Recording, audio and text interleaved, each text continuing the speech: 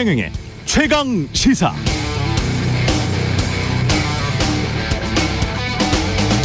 네, 세상은 연결되어 있습니다. 튀르키예에서 지진이 나면 우리는 이렇게 생각하게 되지요. 저런 지진이 한국에서 발생해서 지층이 쪼개져 버리면 한국의 건물들, 핵발전소, 미래의 방사능 폐기물 처리장은 어떻게 될까 궁금해집니다. 우크라이나 전쟁 양상을 보면서도 마찬가지입니다. 오늘로 딱 1년 전 러시아 침공으로 시작된 전쟁은 언제 끝날지 기약이 없습니다. 미국 등 서방 진영이 푸틴의 요구를 일부 받아들이면서 흐지부지 끝나버리면 나토에 새로 가입한 동유럽 국가들이 불안해할 겁니다. 중국의 대만 침공 가능성도 커져버리죠. 잘못된 시그널을 줘선 안 된다. 서방이 우크라이나를 대대적으로 지원하는 정치적 이유입니다. 러시아는 영토도 못 빼앗고 전쟁에서 패하면 푸틴이 실각할 가능성이 커집니다. 죽을 힘을 다해 싸울 겁니다. 러시아 뒤에는 중국이 있습니다. 중국은 러시아로부터 싼 석유, 가스를 공급받고 러시아는 공산품과 돈을 받고 있습니다.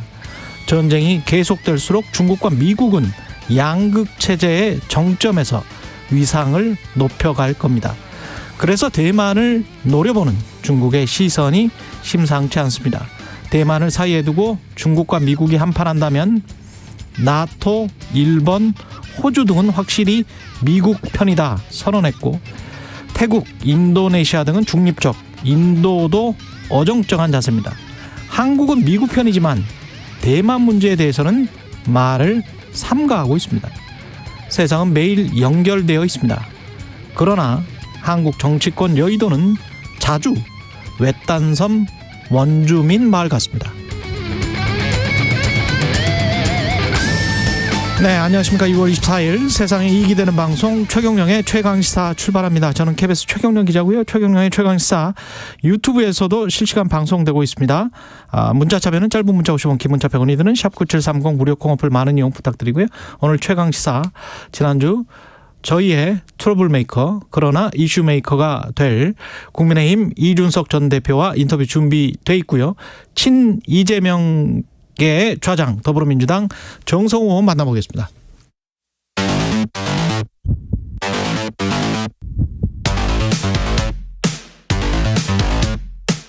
오늘 아침 가장 뜨거운 뉴스 언박싱. 네, 뉴스 언박싱 시작합니다. 오늘은 확장판 준비되어 있습니다. 민동기 기자, 김민하 평론가 나와 있습니다. 안녕하십니까? 안녕하세요. 예, 한은이 기준금리를 3.5%로 동결했네요. 뭐 예상했던 일이고. 네. 예. 일단 물가가 여전히 좀 불확실하다. 그리고 그동안 가파르게 금리를 올렸기 때문에 이제는 그 효과를 보면서 추가 인상 여부를 판단을 하겠다. 아마 이런 선택을 한 것으로 보입니다. 예. 한국은행은 다음 달부터는 소비자 물가 상승률이 4%대로 낮아지고 올해 말에는 3%대 초반으로 내려가는 그런 전망을 한 적이 있는데요. 이렇게 되면 뭐 이 상황을 보고 금리 방향을 결정을 하겠다라는 게 이제 한국은행의 결정인 것 같습니다. 이 얘기는 또 무슨 얘기냐면 물가가 예상보다 더 크게 오를 경우에는 추가 인상에 나설 수도 있다. 이런 의미도 되기 때문에 상황을 좀 봐야 될 것 같은데요. 한국은행이 어제 뭐 경기 둔화를 크게 언급은 하진 않았지만 올해 상반기 경기 둔화가 지속되고 있는 점도 동결의 배경이 된 것으로 언론들이 좀 추정을 하고 있습니다. 이제 문제는 미국의 연준인데요.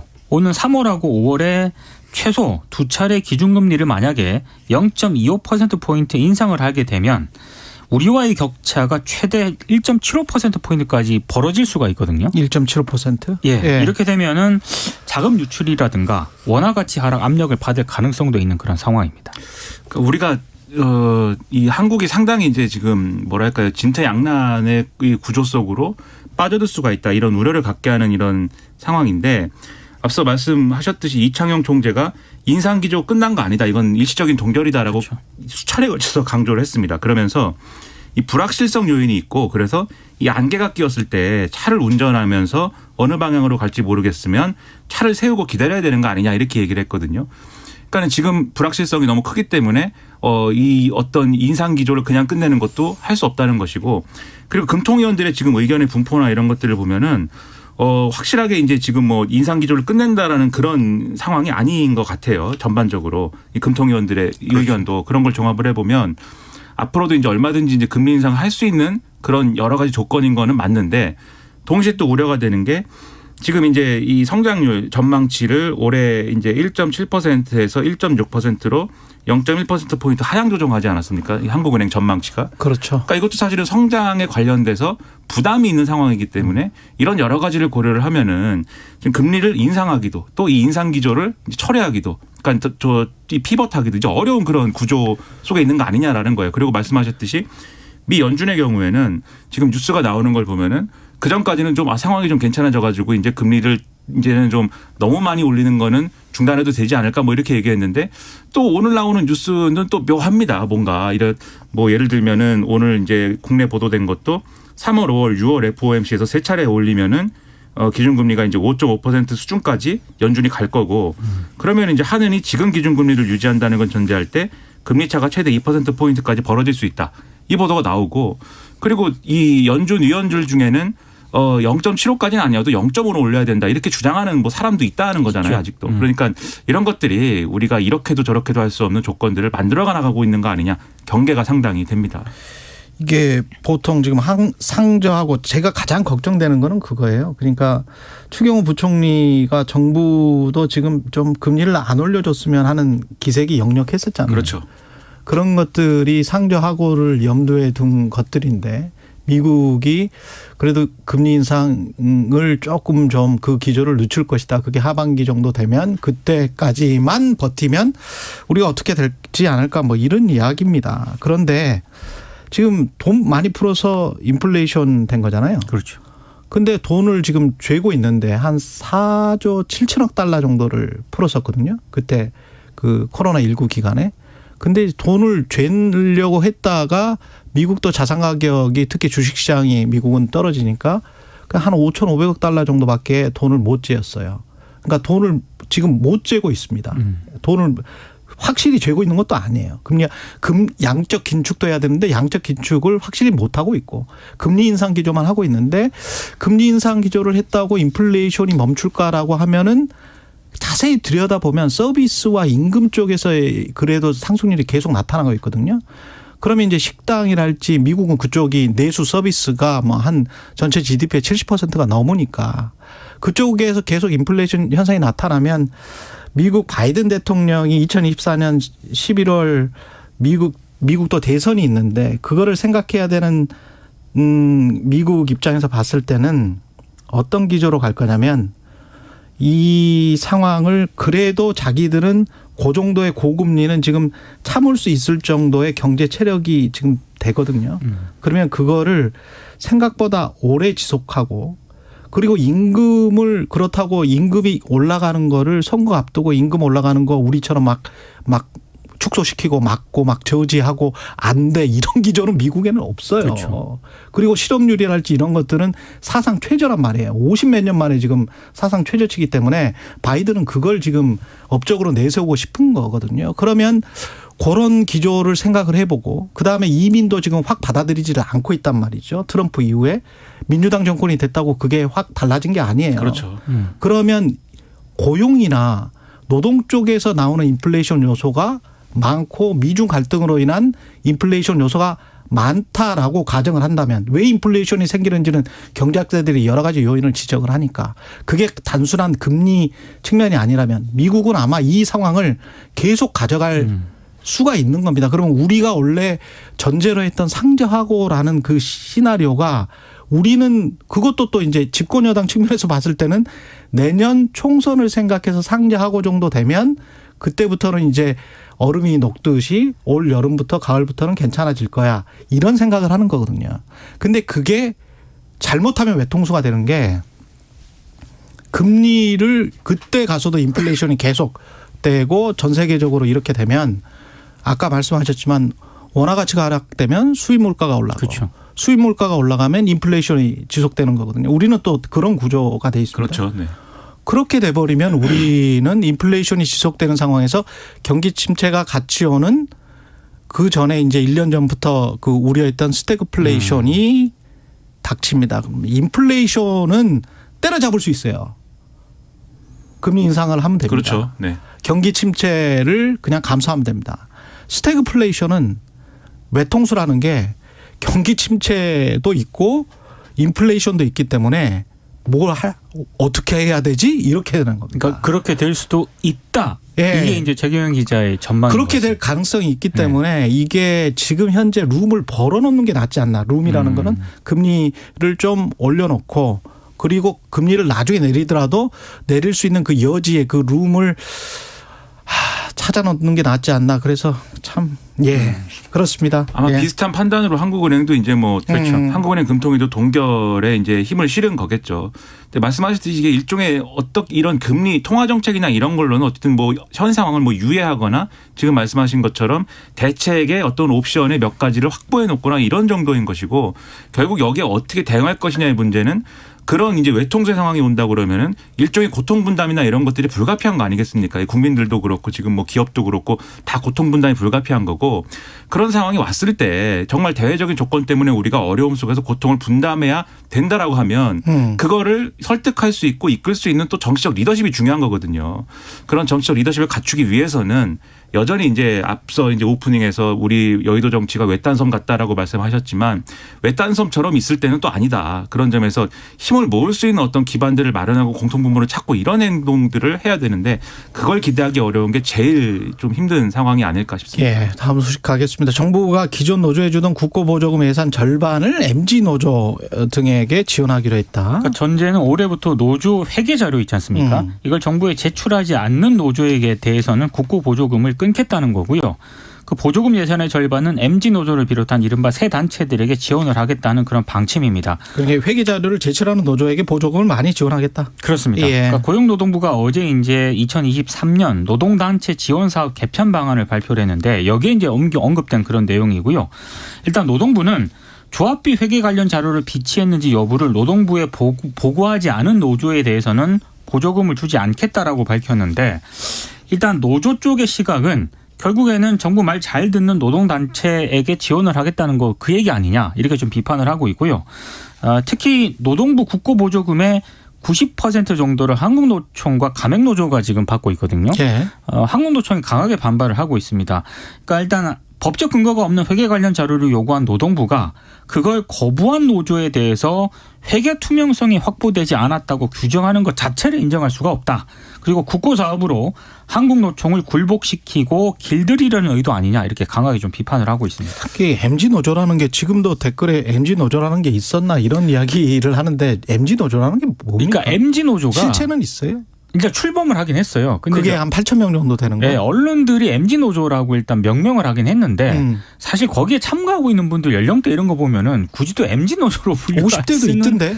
없거든요. 그렇죠. 그래서 뭐 이름을 그렇게 붙여놓은 거고 정확히 말하면은 지금 뭐 양대 노총이나 이런 큰 어떤 노동조합 단체에 소속되지 않은 분들이 이 큰 노동조합 단체들의 어떤 행태라든가 이런 사업 방식이라든가 이런 것들에 문제의식을 갖고 있고 그리고 특히 사업장 내에서 이 큰 노동단체 소속이 아니더라도 주류인 노동조합이 있지 않습니까? 예. 그런 노동조합들이 문제의식을 가져서 꾸린 노조들이 있는데 새로운 노조군요. 그렇죠. 새로운 노조. 그렇죠. 이런 노조들이 일종의 협의회 같은 걸 구성해 가지고 모였어요. 얼마 전에. 그래서 이제 이걸 지금 예로 들어서 설명을 하고 있는데 저는 이걸 두 가지로 좀 나눠서 생각을 하고 싶습니다. 첫째로 이 이른바 이제 뭐 법적으로 이제 노조로 등록돼 있는 단체라든가 뭐 그런 단체들에게만 지원을 하다가 그 지원의 대상과 범주를 넓혀서 이 뭐 그냥 근로자 단체라든가 뭐 지역별 업종별 단체라든가 이런 것들의 지원 범위를 넓히겠다라고 하는 저는 굉장히 좋다고 생각합니다. 왜냐하면 지금도 양대 노총에 소속돼 있는 어떤 노조가 아닌 다른 이제 노조의 형태라든가 단체들이 있거든요. 근데 그분들이 대표하고 있고 대표하고 있는 이 대변하고 있는 그런 노동자 계층이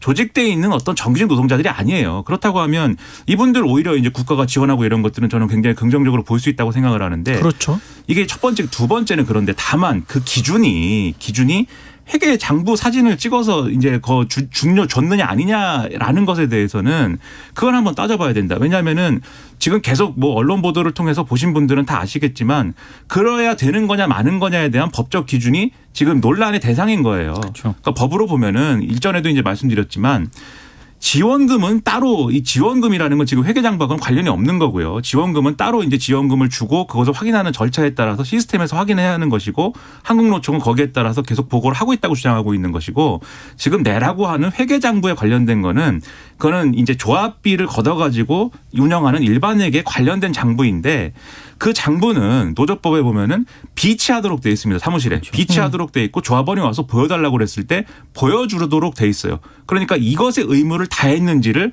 확인하겠다라는 게 고용노동부의 입장이에요. 그런데 그 수단이 반드시 표지하고 내지 한 장을 찍어서 보내는 것인 거냐. 이거는 법적인 근거가 불명확하다라는 게 이 노조들의 반발이거든요. 그러면 이 문제를 우선 해소하는 게 필요한 것이죠. 근데 이것에 대해서 그냥 이렇게 뒤섞어 가지고 이거를 뭐 다 뒤섞어 가지고 국고보조금을 받는데 왜 회계를 투명하게 운영하지 않고 그런 사람들에게는 지원금을 줄 수 없고 뭐 이렇게 가는 게 저는 합리적인 설명 방식이 아니라고 봅니다. 그래서 좀 더 신경 써서 좀 합리적으로 얘기를 해줬으면 좋겠습니다. 어제 또 저출산율 관련해서 비슷한 비유를 했습니다만 똑같은 것 같아요.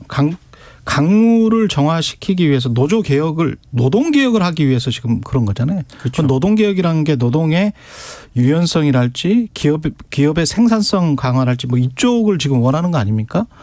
그러면 그거를 하면 되는데 그것과 이게 얼마나 관련이 있는 건지. 그래서 제가 어제 그런 이야기 했잖아요. 강둑에 쓰레기를 줍는 것과 강물을 정화시키는 거는 전혀 다른 거다. 강둑의 쓰레기는 사람 그냥 겉모습 보기 좋으라고 시민들 보기 좋으라고 주울 수 있는 거지만 그렇다고 강물이 지금 녹조로 뒤덮여 있는데 녹조가 깨끗해지는 건 아니에요. 강둑에 쓰레기 청소한다고. 예. 그러니까 계속 정부가 이거 그냥 표면적으로 좀 정치적으로 너무 일 처리를 하는 것 같아서 그런 식으로 따지면은 정말 검찰총장 시절에 특수활동비는 왜 똑같이 공개를 해야 되겠죠. 근데 그거는 법무부 검찰이 또 대법까지 상고를 했지 않습니까? 100억이 넘는데 다 국민 세금인데. 그리고 이게 노동단체 지원 사업이라고 하는 게요. 예. 노조가 어려워서 뭐 국가가 정부가 지원해 준다 이런 차원이 아니라 사실 노조 사업 가운데 여러 사업이 있는데 거기에는 뭐 미조직, 비정규직 노동자 연구 활동 이런 것들도 있거든요.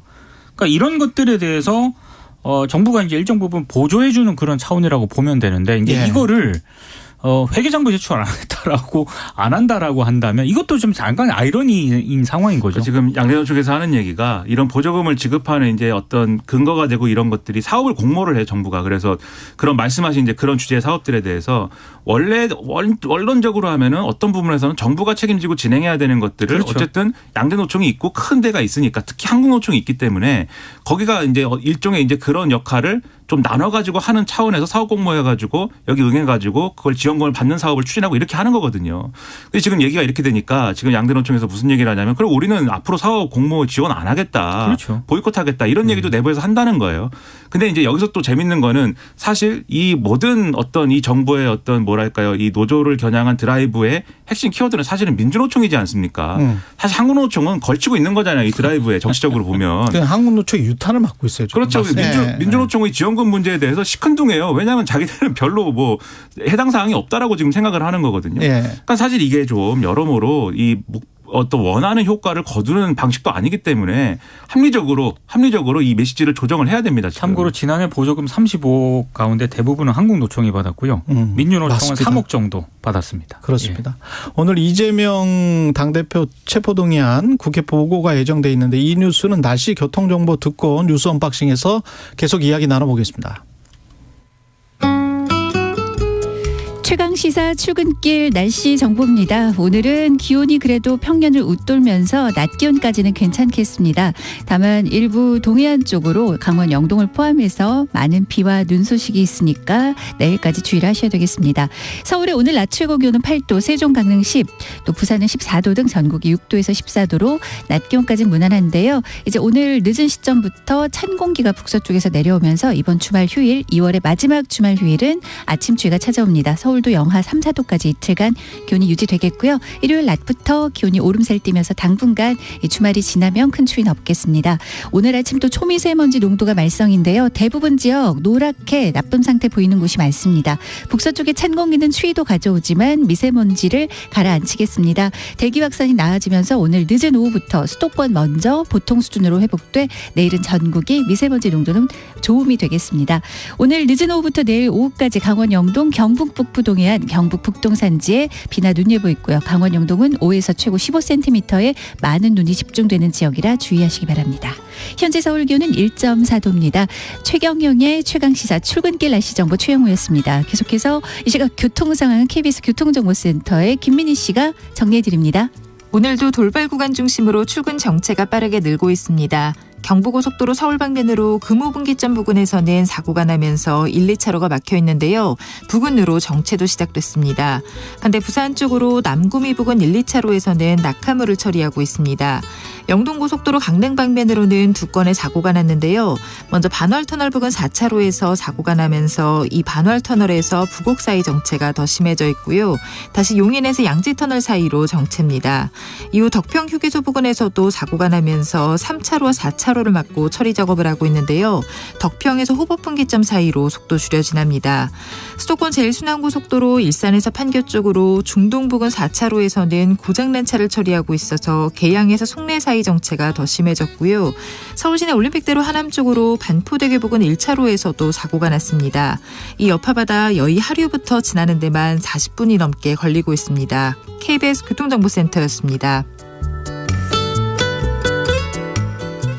네, 3280님, 언박싱 팀 아니면 스트레이트 뉴스만 듣고 속을 수도 있을 것 같아요. 맥락을 짚어주는 최강시사 이렇게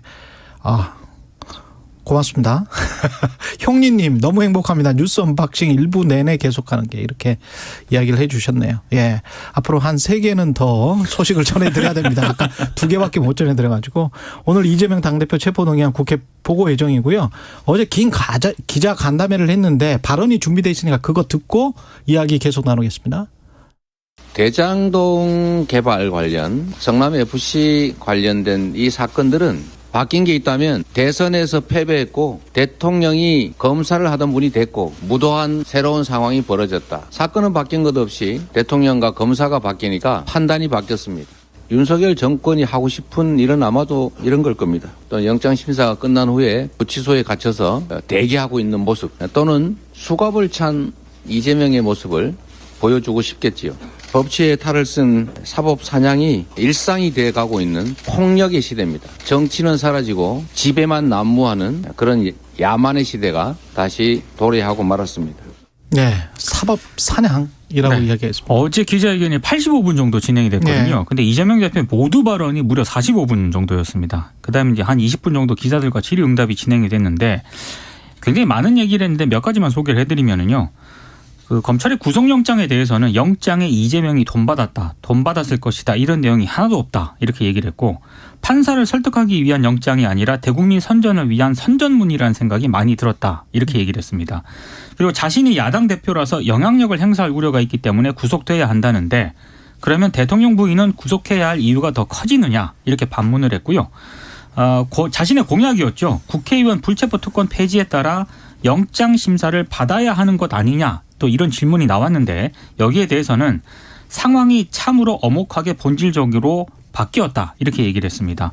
총선을 앞두고 사법 리스크가 당에 부담이 될 것이다 라는 지적에 대해서는 사법 리스크가 아니라 검찰 리스크다 이렇게 얘기를 했고요.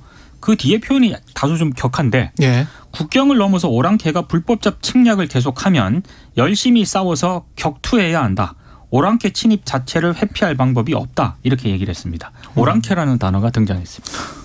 그러니까 이게 이 지금 이제 구속영장 그러니까 체포 동의안에 대한 어떤 그 내용에 대한 설명이라든가 해명이라든가 이런 거라기보다는 일종의 정치 연설을 한 거라고 봐야 되겠죠. 근데 저는 이제 이 야당 대표이기 때문에 정치 연설을 할 수도 있는데 저는 이 정치 연설의 이 수신자가 누구냐 그걸 한번 우리가 볼 필요가 있다는 생각이 듭니다. 이게 저 같으면은 이제 일반적으로 저 같은 사람들은 뭔가 야당 대표가 이 국면에 체포동의안이 오늘 이제 국회 보고 되는데 이 국면에 이제 뭔가 이런 어떤 기자간담회나 이런 것들 기자회견이나 이런 것들을 자처했다고 하면 국민들에게 어떤 보내는 메시지가 있는 거구나라고 생각을 할 텐데 제가 듣기에는 이제 국민들 입장에서 뭔가 이런 상황에 대한 어떤 새로운 인식이라든가 또는 이재명 대표 말에 뭔가 공감할 수 있는 최대 어떤 공감할 수 있는 그런 내용들이 어떤 것들이 있었느냐를 생각을 해보면 사실 이미 해왔던 얘기들 그리고 이미 이제 주장했던 것들을 다시 한번 얘기한 거 아닌가 이런 생각이 들어요.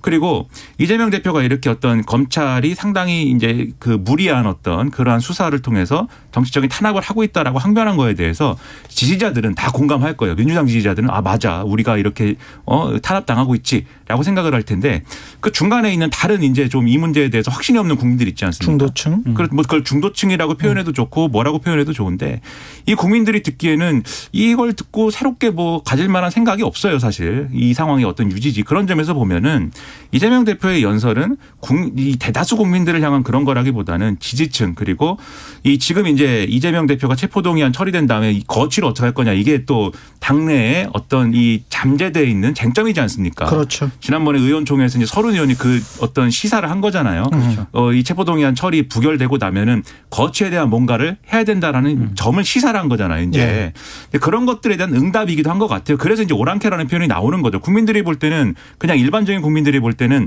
정권이나 검찰이든 뭐든 민주당이든 다 우리 나라에 있는 사람들인데 오랑캐 아니지 않습니까? 근데 이제 민주당이 볼 때는 그게 외부의 인사들이기 때문에 오랑캐다라고 표현할 수 있는 거잖아요. 그 단결하자고 하지 않습니까? 단결은 누가 하는 겁니까? 지지층하고 국회의원들이 하는 거거든요.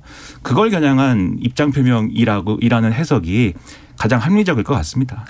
근데 뭐 이 검찰은 법무부 소속이니까 정부라서 그리고 정부가 본인들을 탄압하고 정치 탄압을 하는 거니까 믿을 수 없다. 이렇게 이야기를 한다면 그렇다면 사법부는 믿어야 되는 거거든요. 그러면 사법부에서 재판을 받고 법정에서 법적 진실을 밝히겠다는 어떤 로드맵 같은 거 이런 것들이 좀 나와야 될 것 같고 어저께 신인규 변호사 포함해가지고 이제 전용기 의원이랑 젊은 토론을 했는데 제가 그런 제안을 했어요. 그냥 차라리 신인규 변호사도 비슷한 이야기를 하던데 5월 5일에 어린이날쯤에 이렇게 김건희 특검도 받고 이거 모든 거를 다 재판을 통해서 빨리 처리를 하자. 그리고 1년 안에 다 처리를 해서 총선 전에는 이 법적에서 진실을 다 가리고 난 다음에 국민들이 선택을 하도록 하자. 뭐 이런 식으로 좀 협약식 같은 거, 악수 같은 거 좀 하고 세러머니 한 다음에 그냥 이렇게 끝냈으면 좋겠다. 뭐 이런 생각이. 어린이날이라서 그런 건가요? 예, 어린이날. 동심으로 돌아가서 우리가 제발 아니, 우리 이제 그만 싸우고. 우리 어린이들이 좋아할 장면인가 좀 좋은 이슈를 가지고 그렇게 하면은 좋겠는데. 아니 일단 사법부는 믿어야 된다고 저는 보거든요. 그러니까 재판에서 다 진실을 가려라. 그리고 기소할 게 있으면 빨리 기소를 하고 그리고 검찰도 어떤 정치적이라고 비춰지지 않으려면 빨리빨리 김건희 여사 관련해서도 그냥 기소 여부 그다음에 조사 수사 뭐 이런 거를 빨리 그냥 진행해버리면 돼요. 어제도 물어봤는데 여전히 수사 중이다라고 얘기를 합니다. 그 수사가 뭐 그렇게 오래 걸릴 일인지 잘 모르겠습니다. 네. 한동훈 법무부 장관도 뭐 이재명 대표 겨냥해서 그 얘기를 판사 앞에 가서 하시면 된다 뭐 이렇게 이제 꼬집었는데 예 그렇습니다. 예. 김기현 후보는 울산 땅 투기 관련해서 계속 공방이 계속되고 있네요. 그러니까 예정이 없던 어제 기자회견을 열었거든요. 그러니까 새빨간 거짓말이다라고 얘기를 했는데 워낙에 이제 이 보도가 많은데 의혹의 핵심은 그겁니다. 김기현 후보가 98년 울산 울주군에 약 한 3만 5천 명 정도의 임야를 매입을 했는데 그 근처에 이후에 KTX 울산역이 생겼고 김기현 후보가 땅값을 올리기 위해서 KTX 노선이 자신의 땅을 지나가도록 변경을 한 것 아니냐. 이제 이런 의혹이 제기가 된 건데요. 김기현 후보가 어제 반박한 내용은 일단 98년 토지 매입 당시 개별 공시지가가 한 267원에서 432원이었다. 근데 지난해 기준으로 이게 1220원에서 2270원이다. 이렇게 얘기를 했습니다. 그리고 이제 1800배 시세 차익을 올렸다라고 이제 양이원영 더불어민주당 전 의원이 이제 주장을 했었는데 이 주장에 대해서는 당시 인근 도로 옆 아파트 부지를 산 중턱에 있는 자신의 임야와 비교를 했다. 이건 터무니없는 사실이다라고 반박을 했습니다. 그리고 최근 2년간 인근 임야의 실거래가가 평당 4만 원에서 20만 원 수준이었다. 이렇게 얘기를 했고요. 이걸 이제 김기현 후보가 소유한 3만 5천 평에 적용을 하면 한 14억에서 최대 한 70억 정도 된다. 이렇게 이제 주장을 했습니다. 근데 이제 어제 기자회견을 보시면서도 이제 일부 이제 보신 분들 얘기를 좀 제가 들으니까 아니 그래서 무슨 차이가 있지 이렇게 얘기하시는 분들도 있고 잠시 뒤에 인터뷰를 하실 이준석 전 대표 역시 페이스북에 시세 차익이 1,800배가 아니라 200배 뭐 이런 주장을 하려는 것 같은데 이런 식이라면 총선에서 망한다 이렇게 또 페이스북에 쓰기도 했습니다. 예. 이 내용에 대해서는 뭐 이제 어지간한 이제 시청자들이나 청취자분들도 판단을 좀 하시지 않을까 싶습니다. 그러니까 기자회견을 자청한 것 자체가 뭔가 좀 몰렸다라는 건가요? 근데 이게 예. 이 전당대회 자체가 이 문제 때문에 뭐 김기현 후보 우위가 막 흔들리고 그럴 건 그런 건 아닌 것 같죠. 그렇죠. 예. 오히려 이제 위기감 느끼는 측면들이 있는 것 같고 다만 이제 이런 것들이 향후에 지금 민주당이 또 뭐 이거 검증한다고 막 특위 꾸리고 뭐 이런 흐름이 있지 않습니까? 예. 그런 것들이 새로운 정치 쟁점화 될 것이 명확관화하기 때문에 이제 선제적인 대응을 하는 거라고 보이는데 근데 이런 대응할 때 이제 항상 뭐 이런 뭐랄까요 대응을 많이 하죠. 그러니까 이런 어떤 의혹 제기 중에 가장 극단적인 거에 대해서 반박을 합니다. 그게 지금 말씀하신 이제 민주당 양희영 의원 측이 주장한 1,800배의 이제 시세 차익이다 이 주장인 것이고, 그렇죠. 그러니까 이 주장에 이 김기현 후보의 해명을 놓고 보더라도 1,800배는 아니다. 그렇죠. 1,800배는 아니지만 상당한 시세 차익은 있는 거거든요. 왜냐하면 이제 20년 전에 산 땅이기 때문에 그렇죠. 당연히 시세 차익은 있는데 중요한 거는 뭐 그 시세 차익이 될 수 있도록 뭔가 작업을 했느냐. 그렇죠. 예. 그런 부당한 것을 했느냐 그리고 그러면 살 때는 어떤 것을 기대하고 산 것이냐 뭐 이런 거죠. 그때 당시에는 또 울산시 고문 변호사였던 건 맞죠. 맞습니다. 예. 그렇죠. 그리고 이제 이 땅이 뭐 맹지라고 그러고 뭐 가치가 없고 뭐 어떤 개발이 불가능한 땅이다라고 하는데 그럼 왜 샀느냐? 뭘 기대하고 3만 샀느냐? 5천 명이 그렇죠. 평이나 되는 걸 왜 샀느냐? 목장을 아니 하려고 그거는 우리 프로에서 밝혔어요. 최강시사에서 교인이 그때 IMF 때 98년이거든요. 네. IMF 때 힘들어 가지고 그 교인을 도와주려고 같은 교회 다닌 사람한테 그 뭐 한 3천만 원인가 4천만 원 주고 샀다. 그거는 뭐 그럴 수 있다고 생각을 해요. 땅을 그냥 도와주려고 산다기보다는 네. 그런 겸해서 목적이 있지 속마음은 않습니까? 조금 있었겠지. 네, 그러니까 거기서 이제 예를 들면 그거를 뭐 완전 완벽하게 양심의 자유인데 그거는 아니, 그렇죠. 뭐 이만큼이라도 없었어라고 아니, 뭐 물어보면 그렇죠. 뭐 있었겠죠. 뭐 네. 그거야. 그렇죠. 근데 그것이 이후의 네. 상황을 다 이제 좀 정당화할 수 있는 그런 것이냐라는 의문인 것이고 예. 이 문제 제가 알기로는 이준석 전 대표가 현장까지 막 가서 뭐 어제 페이스북에 사진 올렸다고 올렸습니다. 하니까 어제 제가 아주 좋은 사이트를 발견을 했습니다. 네. 땅을 많이 가지고 계신 분들이 추천을 해줘서 오랜만에 땅에 관해서 저도 탐사보도 기자할 때 땅 많이 보러 다녔거든요. 네. 요새 인터넷으로 아주 잘 나와고 위성 지도로 해서 주변 시세까지 최근 실거래가까지 다 봤습니다. 좀 짚히는 게 있으신가요? 이게? 예. 뭐 1,800배는 아닐지라도 네. 꽤 많이 올랐다. 많이 올랐죠. 예, 주변 네. 시세. 예. 그러니까 현장까지 가서 보고 온 이준석 전 대표한테 물어보면 재미있는 얘기가 많이 나오지 그렇습니다. 않을까 싶습니다. 네. 예. 그리고 부승찬 전 대변인 뭐 기무사에서 나섰어요? 그러니까 이제 김우석 방첩사에서? 국군 방첩사령부로 바뀌었는데요. 예. 일단 무속인 천공이 그 대통령 관저 선정 과정에 개입을 했다는 의혹을 제기를 했지 않습니까? 근데 어제 방첩사가 부승찬 전 대변인의 자택 그리고 국방부 재직 시절 사용한 개인용 PC 등을 압수수색을 했습니다. 일단 방첩사 얘기는 군사기밀보호법을 위반한 혐의가 있다는 신고를 받았고 그래서 수사에 착수하게 됐다 이렇게 설명을 하고 있는데요. 부승찬 전 대변인이 최근에 책을 하나 펴내지 않았습니까? 근데 그 책에서 2020년 10월 미국에서 열린 한미안보협의회에 참석한 당시 로버트 에이브럼스 전 한미연합사령관의 발언을 언급을 했는데 이게 좀 문제다 이렇게 이제 판단을 하고 있다는 건데요. 어떤 내용이냐면 당시 에이브럼스 전 한미연합사령관은 미국은 그 전시작전권 전환 의지가 전혀 없다는 것을 부전 대변인이 봤을 때 그걸 느낄 수가 있었다. 그는 한국이 핵심 군사 능력을 확보하는데 4년에서 6년이 소요가 된다. 그러니까 먼저 핵심 능력부터 구축하라는 막말을 마구 던졌다. 이런 내용을 이제 책에서 국방부 장관 회담 내용을 그냥 책에 쓴 겁니다. 그거는 안 된다라는 거잖아요, 지금. 그러니까 예. 방첩사 얘기는 판단은 이건 네. 군사기밀보호법을 위반한 혐의가 좀 있는 것 같다라고 판단을 한 것 같고 부승찬 전 대변인 얘기는 그게 비밀인지 아닌지는 모르겠지만 결국에는 방첩사에서 문제를 삼을 경우에 귀에 걸면 귀걸이, 코에 걸면 코걸이 아니겠느냐 이렇게 지금 얘기를 하고 있는 그런 상황입니다. 그러니까 이 책을 뭐 보신 분들도 있을 텐데 일기 모음집이에요. 그러니까 부승찬 전 대변인이 자기가 하나하나 이제 기록을 다 했거든요. 그렇죠. 일할 때 써놓은 그렇죠. 일기 모음집인데 그걸 묶어서 낸 건데 제가 인터넷이 아니고 인터뷰한 내용이나 이런 것들을 부승찬 전 대변인이 한 걸 보니까는 이 출판하기 전에 법적 검토나 이런 거를 거쳤다고 하더라고요. 그렇죠. 아무래도 그럴 수밖에 없었겠죠. 그렇기 때문에 이거는 뭐 쟁점이 뭐 되더라도 결국은 이것도 뭐 그런 어떤 법적 쟁점이 어떻게 되느냐에 따라 달린 것 같은데 세간의 관심은 그 대목이 천공이죠. 아니고 네. 그렇죠. 천공이라는 사람이 뭘 한 거냐에 꽂혀 있는 것이기 천공이 추경 때문에 또 이렇게 하는 거 아니냐 이런 인상을 줄 수가 있고요. 그렇죠. 이거 지금 잘 정부도 처리를 하지 않으면 영국의 더 타임즈라고 세계에서 가장 권위 있는 신문 중에 하나입니다. 한 나흘 전쯤에 이 관련해서 이미 썼어요. 아주 드라이하게 썼지만 모든 사실이 다 지금 세계에 나가고 있기 때문에 그렇죠. 대통령이 혹시 샤머니즘을 믿는 게 아닌가 관련해서 이렇게 쭉 지금 보도가 되고 있습니다. 그러면 안 되겠죠.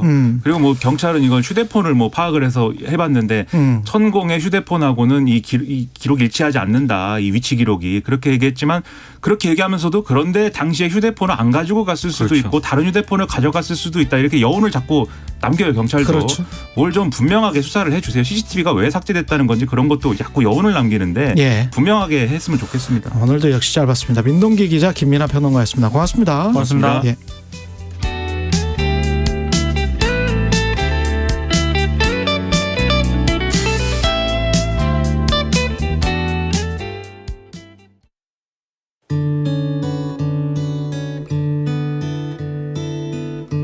손님들은 없죠. 비용은 자꾸 올라가죠.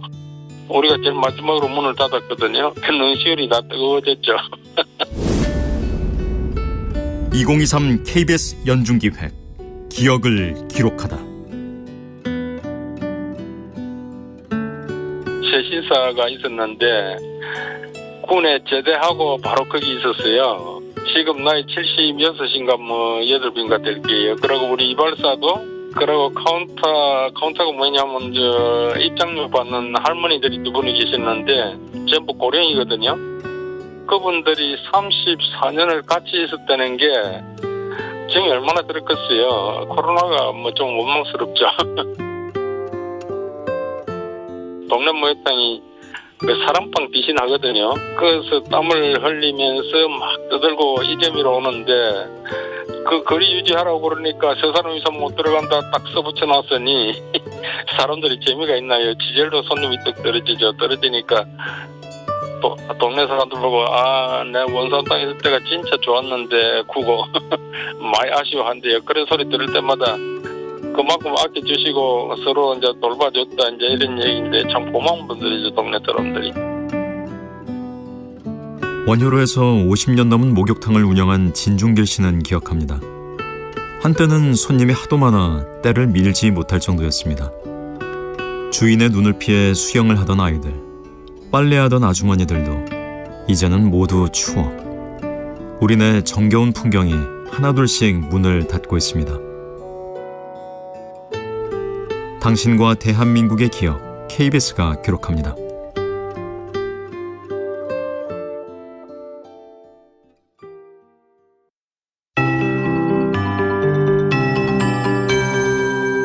KBS 58분 날씨.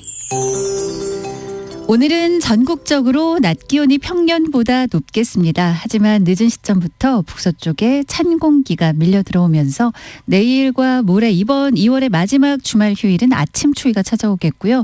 일요일 낮부터 좀 풀리겠습니다. 이렇게 찬 공기가 밀려 들어오게 되면 추워는 지겠지만 미세먼지 농도에도 도움이 됩니다.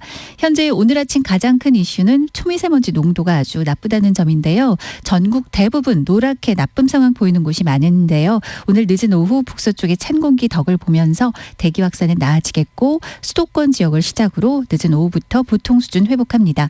내일은 추워지겠지만 반면 따라서 전 권역의 미세먼지 농도는 좋은 상황까지 회복이 되겠습니다.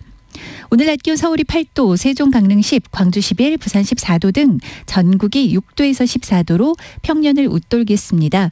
어제와 거의 엇비슷하게 보시면 되는데요. 다만 늦은 시점부터 찬 공기가 들어와 내일 아침 서울이 영하 4도, 일요일은 영하 3도로 이틀간 아침 추위 전국적으로 있습니다. 2월 말 주말 휴일 이렇게 보내고 나면 이후로 당분간은 큰 추위가 없겠습니다. 오늘 대부분 낮부터 맑아지는데 늦은 오후부터 내일 오후까지 강원 영동, 경북 북부 동해안, 경북 북동 산지에는 많은 비나 눈 예보가 들어있고요. 강원 영동 5에서 최고 15cm 집중되니까 주의하세요. 지금 서울 기온 1.4도입니다. 최영우였습니다. 정성을 다하는 국민의 방송 KBS가 8시를 알려드립니다. AM 711kHz, FM 97.3MHz, KBS 1라디오입니다. HLKA.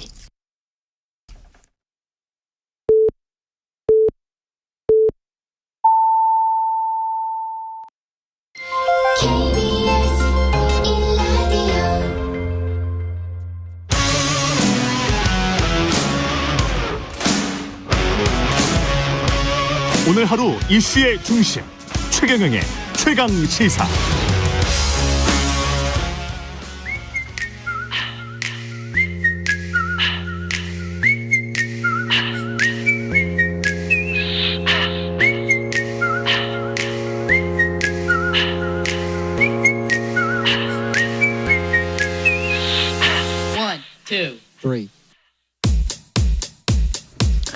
네, 지금 흘러나오는 노래는 이준석 전 대표의 전용 BGM 백그라운드 뮤직 키아나와 장현승이 불렀던 트러블 메이커.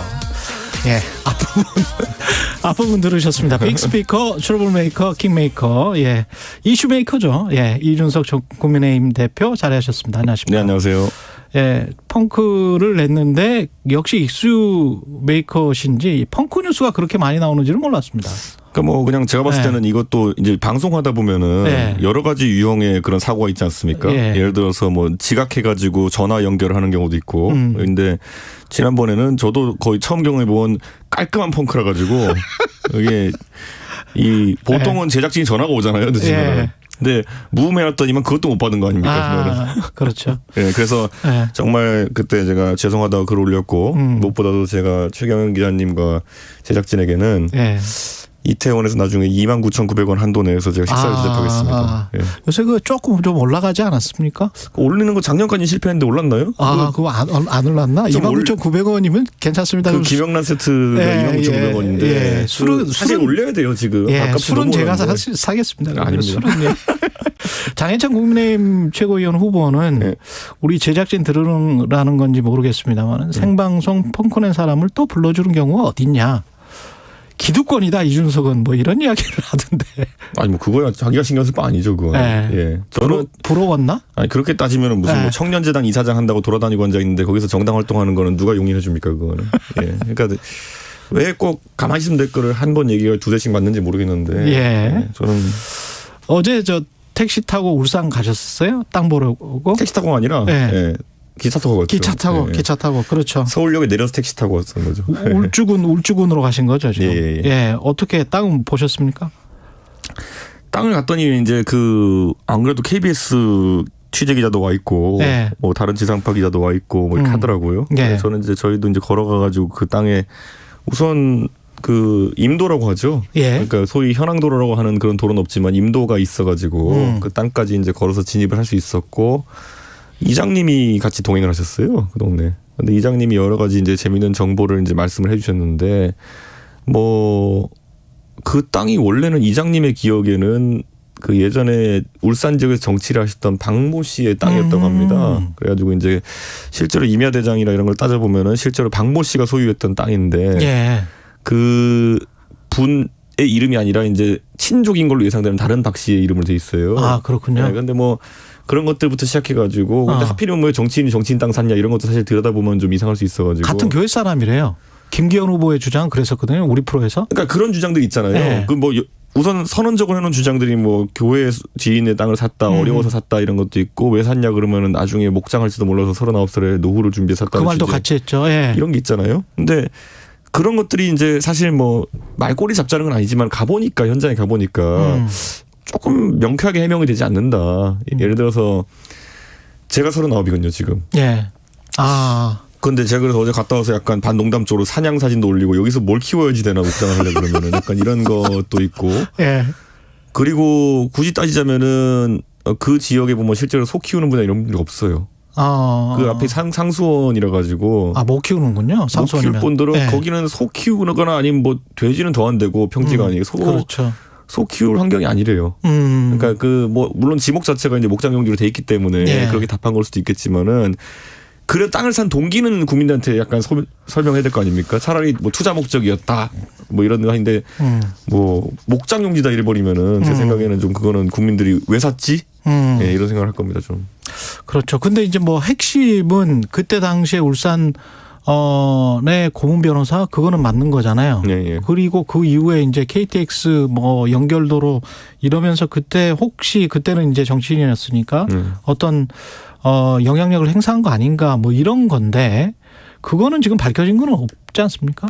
그거야말로 하려고 그러면 수사의 대상이죠. 그거는 어떻게 밝혀내겠습니까? 그거는. 네. 저희가 지금 이제 들여다볼 수 있는 거는 뭐 드론 띄워가지고 전체 사진 보고 그다음에 뭐 아니면 대장 같은 것들 임야 대장이라든지 아니면은 등기부 등본 떼보고 주변 땅 시세도 제가 좀 살펴봤는데 저희가 갔더니 이제 그 주변에 공인중개사 하시는 분들이 뭐 근데 워낙 편차악하게 말씀하시는 거에 대해서 그렇죠, 그렇죠. 본인이 예를 들어 어떤 분은 한 15만 원 정도에 할 수도 있다는 분도 있는 반면에 어떤 분들은 매수자 자체가 찾기 힘들 것이다 이렇게 말씀하는 분도 있고 호가가 형성되기 어렵다라고 하는 분도 있고 근데 뭐 김기현 후보는 본인 입으로 옆에서 20만 원 정도 했으니까 내 건 한 10만 원 되지 않겠냐 식으로 얘기했잖아요. 네. 뭐 그거에 대해서는 좀 더 들여다봐야 될 것 같은데 뭐 어디 언론사를 보니까 AI가 추산한 땅값은 뭐 이런 거에 나오던데 사실 챗 GPT에 물어봤다. 저희 쪽에서 이제 봤던 그 공인중개사는 뭐 그 정도 10에서 15 사이로 보지 않나 이런 생각입니다. 예. 그 뭐 100배를 얻었던 뭐 수십 배를 얻었던 간에 이게 투자냐 투기냐 관련해서 그럼에도 불구하고 지지율은 별로 그렇게 큰 흔들림이 없습니다. 왜냐하면 애초에 이 선거 자체를 어떻게 만들어 버렸냐면 처음에 그러니까 팀 윤석열 대 그다음에 윤석열의 적들 이런 식으로 만들어 버렸어요. 윤석열의 적들. 네, 그러니까 그거는 그러니까 저는 요즘 제일 웃긴 게 김기현 후보 측이나 아니면 그 윤핵관 쪽 후보들이 뭐 최고위원 후보들이 뭐 천하람 후보한테 천하람은 이준석이 아바타다 뭐 이런 식으로 하는 경우가 있어요. 실제 저희 캠프가 돌아가는 방식도 그렇지 않거니와 아무리 그런 소리를 한들 한마디로 받아칠 수 있거든요. 당신들은 전부 그럼 윤석열 대통령의 아바타들이냐. 아바타 정도는 아닌 것 같아요. 제가 봤을 때는. 김기현 후보가 만약 지지율이 어느 정도 나온다 했을 때 그 지지율에 저는 8, 90%는 대통령실에서 만들어준 거다 이렇게 보거든요. 네. 사실 애초에 이 전당대회 시작하기 전에 김기현 후보의 대중 인지도라고 하는 것은 길 가다가 김기현이 누구냐고 물어보면 거의 뭐 모른다가 다 대다수일 정도로 그런 어떤 낮은 인지도였는데 어쨌든 여러 무리수 속에 올라간 거 아니겠습니까? 그러니까 대통령 지지율 플러스 당대표의 지지율이 좀 있어줘야 나중에 총선에서 뒷받침이 되는 거 아니냐 그런 생각이시네요. 그러니까 이런 거죠. 그러니까 이 결국에는 그 여당도 여러 유형의 대표들이 있었어요. 지금까지 저희 당에도 보면은 뭐 기억나시는지 모르고 황우여 대표 같은 분도 있었고 굉장히 무색무취하시고 그냥 이런 중재형 대표였죠. 그때도 그런데 뭐 선거는 괜찮게 했어요. 왜냐 박근혜 대통령의 인기가 나쁘지 않았을 시절이기 때문에. 근데 그 다음에 보면 김무성 대표도 있었고. 근데 예를 들어 이런 거잖아요. 김무성 대표와 박근혜 대통령과의 충돌이라는 거를 그때 도장런이 이렇게 이야기하는데 여기서 알아야 될 건 뭐냐면요. 보통 당청 관계 그 당시에 보면요. 싸움은 대통령실에서 걸어요. 청와대에서. 김무성 대표가 왜 그럼 도장을 들고 그때 갔느냐. 그러니까 이런 거예요. 보통 이렇게 싸움 붙여놓은 다음에 나중에 대통령실에서 아니면 청와대에서 굉장히 강압적으로 나와가지고 그 상황이 그렇게 행동할 수밖에 없었던 김무성 대표를 바보 만든 거지. 그때 보세요. 유승민을 무조건 잘라야 되고 그다음에 유영아 그 후보를 송파에 공천해야 된다 때문에 벌어진 일이거든요. 그렇군요. 그러니까 굳이 말하자면은 그때 청와대가 자기 공천하고 싶은 대로 하려다가 초과장관 다 태워먹은 거거든요. 그렇게 됐네요. 그게 아마 보수 지지자들이 선거에 갖고 있는 최고의 트라우마일 텐데 총선 때. 그래서 졌으니까. 그런데 지금 보면은 그것보다 더 강한 공천 압박이 들어올 것이다라는 게 지금 예고가 되고 있거든요. 아니, 김기현 후보는 실제로도 대통령의 의견을 들어야 된다. 공천 때 그 이야기를 최강시사에서 했어요. 그러니까 이렇게 드릴게 말씀드릴게요. 그러니까 김무성 대표라고 김무성 대표가 굉장히 그 중재나 이런 걸 잘하시는 분인데 그때 김무성 대표라고 뭐 대통령의 뜻을 무시하고 공천하겠다 이렇게 했겠습니까? 근데 도저히 그렇게 하고선 내가 대표로서 총선을 이길 자신이 없는 오더들은 나온 거예요. 아까 말했던 대표적인 거. 유승민은 꼭 잘라야 되고 그 유영아 변호사는 꼭 넣어야 된다. 근데 그게 대중 인지도랄지 민심하고는 상관이 없이. 대중이 그것만 바라보고 있는데 그걸 관철시키려고 하니까. 예를 들어 지금 이런 거예요. 그때 보면은 그러면 김무성 대표 공천할 때 그럼 소위 친박계 인사들이 공천 학살이라도 당했냐? 전혀 아니에요. 그러니까 어느 정도 선에 조정이 일어나야 되는 것인데 대통령이 된 사람들은 보통 꼭 아픈 손가락들이 있어요. 내가 꼭 챙겨줘야 될 사람인데 넣어줘야 되는 사람들. 근데 이 사람은 왠지 그냥 자연스럽게 가서 공천 붙으라 그러면 못 이길 것 같다. 그럼 인위적으로 누굴 잘라내주든지. 무리를 하는구나.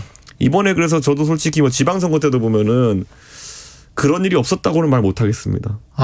지방선거 때도? 지방선거 때 보면 전국적으로 보면 몇 군데 지자체에서 기초지자체에서 여론조사 1, 2, 3, 4등 하는 분 다 자르고 뭐 5등 하는 분 공천하고 이런 상황들이 몇 개 있었거든요. 그럼 반론 차원에서 여쭤보면 그럼에도 불구하고 이기지 않았느냐. 경기도만 빼고는. 그렇게 공천한 것들은 졌어요. 그렇게 공천한 것들은 졌다. 그리고 제가 냉정하게 말씀드리면은 그걸 알면서도 그러면 자 이런 거 아닙니까? 내부 총질하는 당대표라고 그러는데 제가 말 안 했잖아요. 네. 제가 그거 갖고 무슨 뭐 도장 들고 튀었습니까? 그때도. 그때도 별 이야기 안 했었다. 그러니까 이런 거예요, 보면은. 그러니까 내부 총질하는 당대표니 무슨 이런 거 배신자니 이런 거는 대통령의 관념 속에 존재하는 거예요. 당대표는요, 누가 당대표가 되든지 간에 공천할 때는 보면요, 굉장히 여러 변수를 고민합니다. 그래서 그게 어느 정도 선을 넘느냐 안 넘느냐의 문제거든요. 그렇겠네요. 그때 김무성 대표는 굉장히 성격이 좋으신 분으로 소문나 있는 거고, 김무성 대표 입장에서는 호방하신 분이죠. 다른 거는 다 니네가 다 전횡해도 되는데 유승민이 자르고 유영아 넣어라 이건 안 된다라는 본인 선이 있었던 거예요. 그 선을 넘은 거예요. 그렇기 때문에 그때 본인 입장에서는 도장을 안 찍는 방식으로밖에 이걸 막을 수 없다. 왜냐?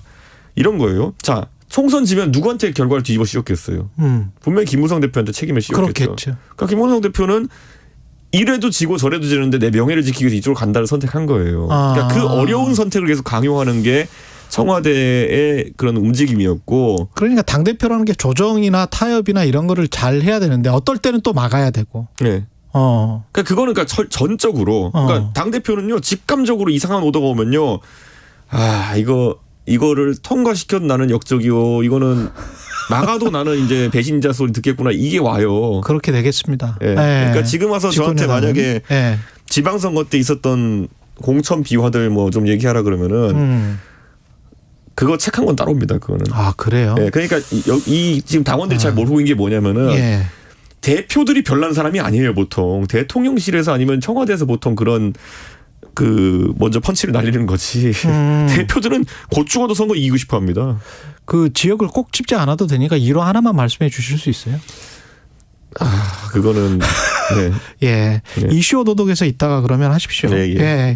안철수 후보 지지율은 지금 떨어지는 추세라고 볼 수 있습니까?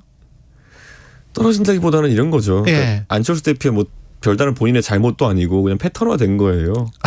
그러니까 선거 때 초기에 뭔가 양쪽에 대한 실망감이 늘어나면은 기가 막히게 안철수 후보 지지율이 오른다는 기사가 나오죠. 그렇죠. 그렇게 되면은 예를 들어 뭐 한 3등에서 2등 정도까지 올라간 다음에 2등까지 올라가가지고 조금 잠시 이제 또 기운이 나시면은 안철수 대표가 또 센 말 몇 마디 하시고 그러다가 템포 못 맞추셔가지고 이제 3등으로 내려앉고 그러면 또 삼철수 소리 듣고 뭐 이런 거거든요. 보면 삼철수. 근데 이게 뭐 제가 이거를 그냥 놀리자고 하는 얘기 절대 아니에요. 구조적인 문제가 계속 보이는 것이 아까 말씀드렸던 것처럼 지지율이 올라가면은 안철수 대표 메시지가 달라져요. 그리고 그 내려오기 시작하면 또 달라져요. 이번엔 거기다 더 큰 변수 있었던 게 뭐냐면은 아무 말도 하지 말아라. 그러면 아무 일이 없을 것이다. 뭐 이런. 그렇죠. 사실 그거는요. 강하게 반발해야 되는 거라니까요. 그렇죠. 정무수석이 그런 말을 했는데 가만히 있는 정치인이 어디 있습니까 그거는. 상당히 좀 굴욕적으로도 느껴질 수 있습니다. 굴욕적이야. 정무수석 자르라고 난리 쳐야죠. 그건 들어놓고. 그런데 그거를 안 하는 걸 보면은 뭔가 안철수 대표가 지금 심적으로 혼란기가 온 것 같다 이런 생각이 들어요. 그러면서 좀 우왕좌왕하고 있다. 천하람 후보는 나름대로 선전하고 있는 겁니까? 천하람 후보는 제가 이제 옆에서 보면은요, 거기도 지금 엄청난 감정 기복을 겪고 있습니다. 그래요? 처음 나왔을 때 이뤘던 목표 지점이랑 꿈꿨던 목표 지점이랑 지금 꿈꾸는 목표 지점이 다를 수도 있어요. 지금은 더 원대하겠네요. 저 솔직히 말하면 나중에 이것도 책 한 권 쓸게요. 재밌어요. 이것도 보면은. 근데 이게 뭐냐면 이제 천하람 후보도 본인이 대중정치는 처음 해보는 거니까. 그렇죠. 이 대중정치라면서 예를 들어 이런 일화가 있어요. 천하람 후보가 뭐 어디 언론 인터뷰 가가지고 그 자랑 비슷하게 이렇게 얘기했어요. 나는 이준석이랑 다르게 6070에서 더 인기가 좋은 것 같아요. 이렇게 그 이야기 얘기했어요. 저도 들었어요. 제가 그래 그 다음날 뭐라 그랬냐면 너 제발 쓸데없는 소리 좀 하지 말라고. 그거는 이준석 빼고 모든 보수 정치인들이 갖고 있는 캐릭터라고. 2030에게서 환호를 못 받는 그거를 아깝게 생각해야 되는 거지.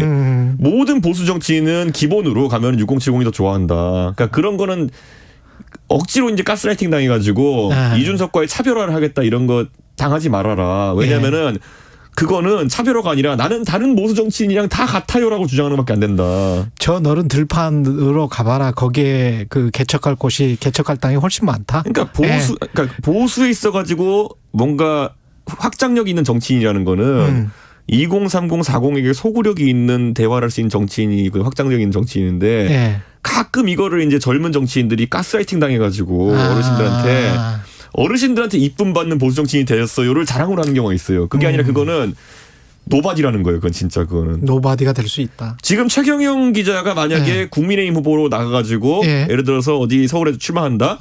6070 지지층이 더 높아요. 누가 나와도 6070은 기본이에요. 그건 국민의힘에서 높다. 절대 이런 자랑하면 안 되는 거예요. 제가 그럼 지금 나가가지고 제가 2030에 소구력 있다고 누가 얘기한다고 제가 지금 예를 노원구 선거 내일 나간다 쳐도 6070이 더 잘 나와요. 그러니까 민주당하고 상대를 한다면 2030 그러네. 그러니까 그거는 절대 자랑하면 안 되는 거거든요. 그러니까 이런 거예요. 우리가 종편 패널이나 아니면 시사 패널 하다 보면은 그냥 듣기 좋으라고 그렇게 관념적으로 하던 말들이 선거에 들어가거나 이렇게 보면 하면 안 되는 말들이 있어요. 그런데 그런 게 이제 아직까지 이제 그런 거 겪고 있는 거죠, 사람들은. 좀 더 본격적으로 좀 들어가 보면 결국은 이제 대통령실과 당과의 유기적인 결합 이 문제를 가지고 이른바 친윤 주류계에서는 저쪽이 되면 저쪽이라는 건 뭐 이준석계 이쪽이 되면 안 된다. 그러면은 뭐 이게 당이 또 난리가 난다. 이게 그래도 당원들한테 좀 먹히는 거 아닙니까? 그래서 당원들한테 그걸 알아야 되는 것이 제가 계속 김무성 대표의 어떤 그런 공천 파동 같은 경우에는 저는 단언코 얘기합니다. 김무성 대표 잘못이 아니다. 김무성 대표의 잘못이 아니다. 네. 그리고 그때 만약에 그러면은 역으로 생각해가지고 그러면은 그때 김무성 대표가 그 청와대 요구를 그대로 받아들여가지고 예를 들어 뭐 유승민 다 자르고 무슨 그다음에 뭐 저 유영하 변호사 공천 주고 뭐 이렇게 했을 때 그럼 선거 이길 수 있었냐 아니거든요 그거는. 근데 그때도 박근혜 대통령이나 박근혜 대통령의 측근이라고 하는 사람들의 마음이 안 바뀌었을 것이고 지금도 만약에 마찬가지 상황이라면 그리고 대통령이 뭐 권력서열 1위인 거는 사실이니까요.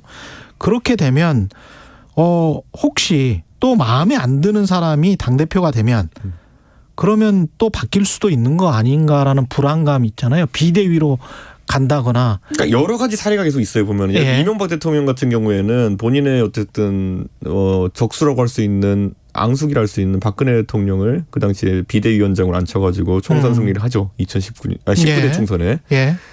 그러니까 그거는요. 그렇기 때문에 이명박 대통령이 나름대로 그 임기 후반부에 그래도 좀 괜찮은 모양새로 임기 후반부 보낼 수 있었던 거거든요. 미래 권력이라는 박근혜 대통령에게 어느 정도 권력을 나눠주고 공천권 나눠주고 했기 때문에 그런 건데 그때 만약 이명박 대통령이 2012년에 다 독점하려고 나섰다고 한다면은 저는 이명박 대통령 그러니까 정권은 바로 교체됐을 것이고 박근혜 대통령의 4년이 더 없었을 것이고 정권은 바로 교체됐을 것이고 이명박 대통령은 더 일찍 곤란한 상황이 오지 않았을까. 그러니까 저는 이렇게 하는 거 뭐냐면은 잘 생각해보세요. 제가 언급하지만 김대중 대통령이 노무현 대통령이라는 캐릭터가 완벽하게 마음에 드셨을까. 어떻게 보면 두 분은 비슷한 점도 있지만 다른 점이 많은 캐릭터였고 지지하는 세력도 다른 점이 좀 있었는데 그 지점을 김대중 대통령이 받아들이셨기 때문에 그 당시 민주당은 정권 재창출이 됐던 거거든요.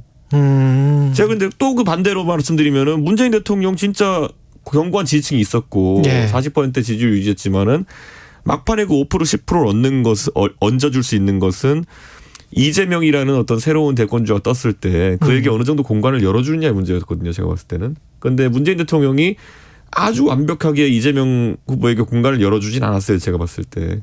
그게 저는 이제 문재인 대통령의 정치적인 면에서의 어느 정도 실책이었다 이런 저는 생각을 하는 거죠.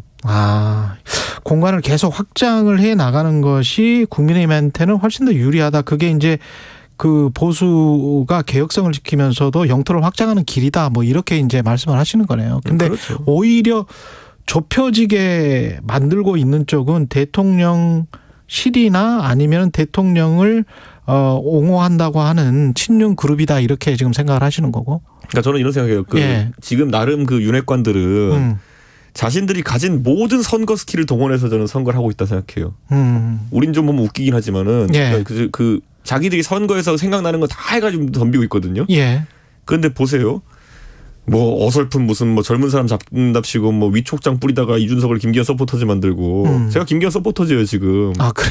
제 이름도 검증 없이 그냥 임명장 줘가지고 그래서 그러니까 그런 거 하는 거 젊은 사람들 봤을 때 딱 싫은 거거든요 보면은 임명장 남발 이런 거. 남진이랑 사진 찍는 거. 그 꽃을 든 남자 사건. 그거 외에도 보면 지금 전체적으로 선거 캠페인이 그리고 보면 공약을 낸다고 했는데 예전에 이준석이가 선거하는 거 보니까 젠더 이슈 이런 걸 하니까 젊은 사람들이 반응이 오는구나. 우리도 따라하자 그래가지고 했던 게 여자 민방위 보내기 뭐 이런 거잖아요. 그러니까 이게 지금 당내 선거니까 우리가 웃으면서 넘어가 주는 거지. 만약에 저게 민주당이 적수로 있는 선거였다고 하잖아요. 판판이 이건 마이너스입니다. 이거는. 김기현 후보가 수를 지금 잘못 두는 것들이 너무 많다. 실제로는 좀 아마추어 같다 이런 말씀이시세요? 이런 거죠. 그러니까 지난 2021년부터 2023년까지 2022년까지 보수가 3번의 선거를 연달아 이길 때 서울시장, 부산시장 보궐 그다음에 대선 지선 이길 때 보수의 선거 캠페인 방식이 그전과 달라진 거였어요. 보면은. 잘 생각해 보세요. 무슨 뭐 유세차에 젊은 사람들이 올라가 서울시장 선거 때 그러네. 자기들이 오픈 마이크처럼 하고 싶은 이야기를 하고 그 영상이 100만 조회수로 유튜브에 돌고 그다음에 보면 대선 때도 보면은 가자마자 AI 윤석열을 만들어 가지고 뭐 익살스러운 메시지도 내고 호남에 편지를 200만 개 보내가지고 이렇게 하고 캠페인 방식 자체가 듣도 보도 못한 것들을 하니까 관심을 받을 수 있었던 거거든요. 근데 김기현 대표 체제에서 그렇게 할 수 있겠느냐? 언젠가 옛날에 보수에서 다 해봤던 것 중에 안 좋은 것만 골라서 지금 하고 있잖아요, 보면은. 그게 이제 캠페인 아이디어의 한계거든요, 지금 보면은. 그러네. 근데 이거 보면 총선 가서 갑자기 사람들이 똑똑해집니까, 그 사람들이? 총선과 똑같아요. 무슨 뭐 지지선언 한답시고 명단 불러 모아가지고 다 지지선언 하려고 그러고 나중에 명단 파보니까 가짜 명단이고 뭐 이건 다 뻔하거든요, 여기 보면은. 현실적으로 그럼에도 불구하고 결선은 김기현 안철수로 갑니까? 저는 천하람 간다고 봅니다. 김기현 천하람? 네. 안철수 천하람? 김기현 천하람이겠죠? 김기현 천하람이겠죠. 김기현 천하람으로 가면 천하람이 가능성이 있습니까? 결선에서? 저는 어제 이제 3번째 토론이 이제 KBS에서 있었는데 그저께구나. KBS 토론에서 김기현 후보가 굉장히 많은 약점을 노출했다 저는 생각합니다. 그때 이제 시청률도 5% 가까이 나왔는데 국민들이 보셨을 겁니다. 어쨌든 김기현 후보가 한 말 중에 보면은 천하람 후보랑 이제 이야기하다가 갑자기 본인이 뜻한 대로 토론이 안 흘러가니까 예의를 갖추세요 이랬어요. 그쯤 되면 다 나온 거거든요. 이제 보면은 어떻게 그 자리에서 이번 선거에 사실 제가 그 전에 대표를 했었기 때문에 천하람 후보가 선거하면서 한 번도 안 들은 말은 뭐냐면은 어려서 안 된다 했어요. 그건 넘어선 거였죠. 그렇죠. 그런데 예의를 지켜라 이거는 제가 봤을 때 이거는 또 제가 봤을 때는 슬슬 또 이제 나오는 거거든요 보면은. 그런데 이거는 보수가 넘어섰던 지점이라 생각했는데 그게 나오는 거는 사실 젊은 세대가 그렇게 안 좋아하는. 하다가 이제 말이 막히니까 나이 들고 나오냐 뭐 이런 거. 아니 예의 범절 들고 나오느냐. 지금 천하람은요 청년 대표로 거기 앉아 있는 게 아니에요 거기서.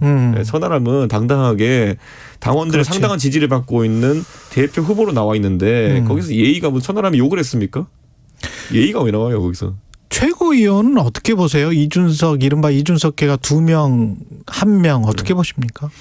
그거는 까봐야 될 것 같아요. 까봐야 된다. 왜냐하면 지금 워낙 지금 이제 뭐 이것도 웃긴데 뭐냐면 저쪽은 지금 그 단체 문자로 계속 어디서 그렇게 돈이 많이 나서 문자를 많이 뿌린지 모르겠는데 저는 이거 나중에 통신사에 한번 누가 자료 요청해봤으면 좋겠어요.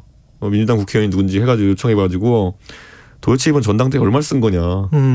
뭐 장난 아니에요 진짜 보면은. 제 핸드폰에도 보면 하루에 문자 거의 뭐 후보 문자가 100통 이상 날아오는데 80만 당원이거든요. 80만 당원한테 100통 가까이 보낸다고 치면은 그게 하루에만 10억어치 날아다닌다는 건데. 하루에 10억? 아니 그러니까 물론 저는 전화번호가 좀 더 알려져 있기 때문에 다양한 경우에서 오겠지만은 그렇겠죠. 이런 게 있어요 보면은 뭐 도대체 하루에 문자를 얼마어치 뿌리는 거냐. 이게 공직선거가 아니기 때문에 뭐 제한이라는 게 없긴 하지만은 그래서 옛날에 보면 전당대회 한번 하면 30억 쓴다 이런 얘기도 했던 사람들이 있었거든요. 뭐 이거는 제가 봤을 때는 물량 공세입니다 지금 하고 있는 건. 개인적인 이야기나 뭐 이런 것들은 이슈 오도독에서 좀 하도록 하고요. 지금 시간이 뭐 한 5분밖에 안 남았으니까 심평 변호사는 계속 정계 개편 이야기 하잖아요. 홍준표 시장은 뭐 정치도 안 했던 사람이 멘토라고 자처하지 말아라 우습다 뭐 이렇게 이야기를 하던데 정계 개편이 가능합니까? 우선 지금 상황에서는 자기들이 벌여놓은 판 때문에 수도권 선거에 진입하면 필패라는 생각을 하고 있는 것 같아요.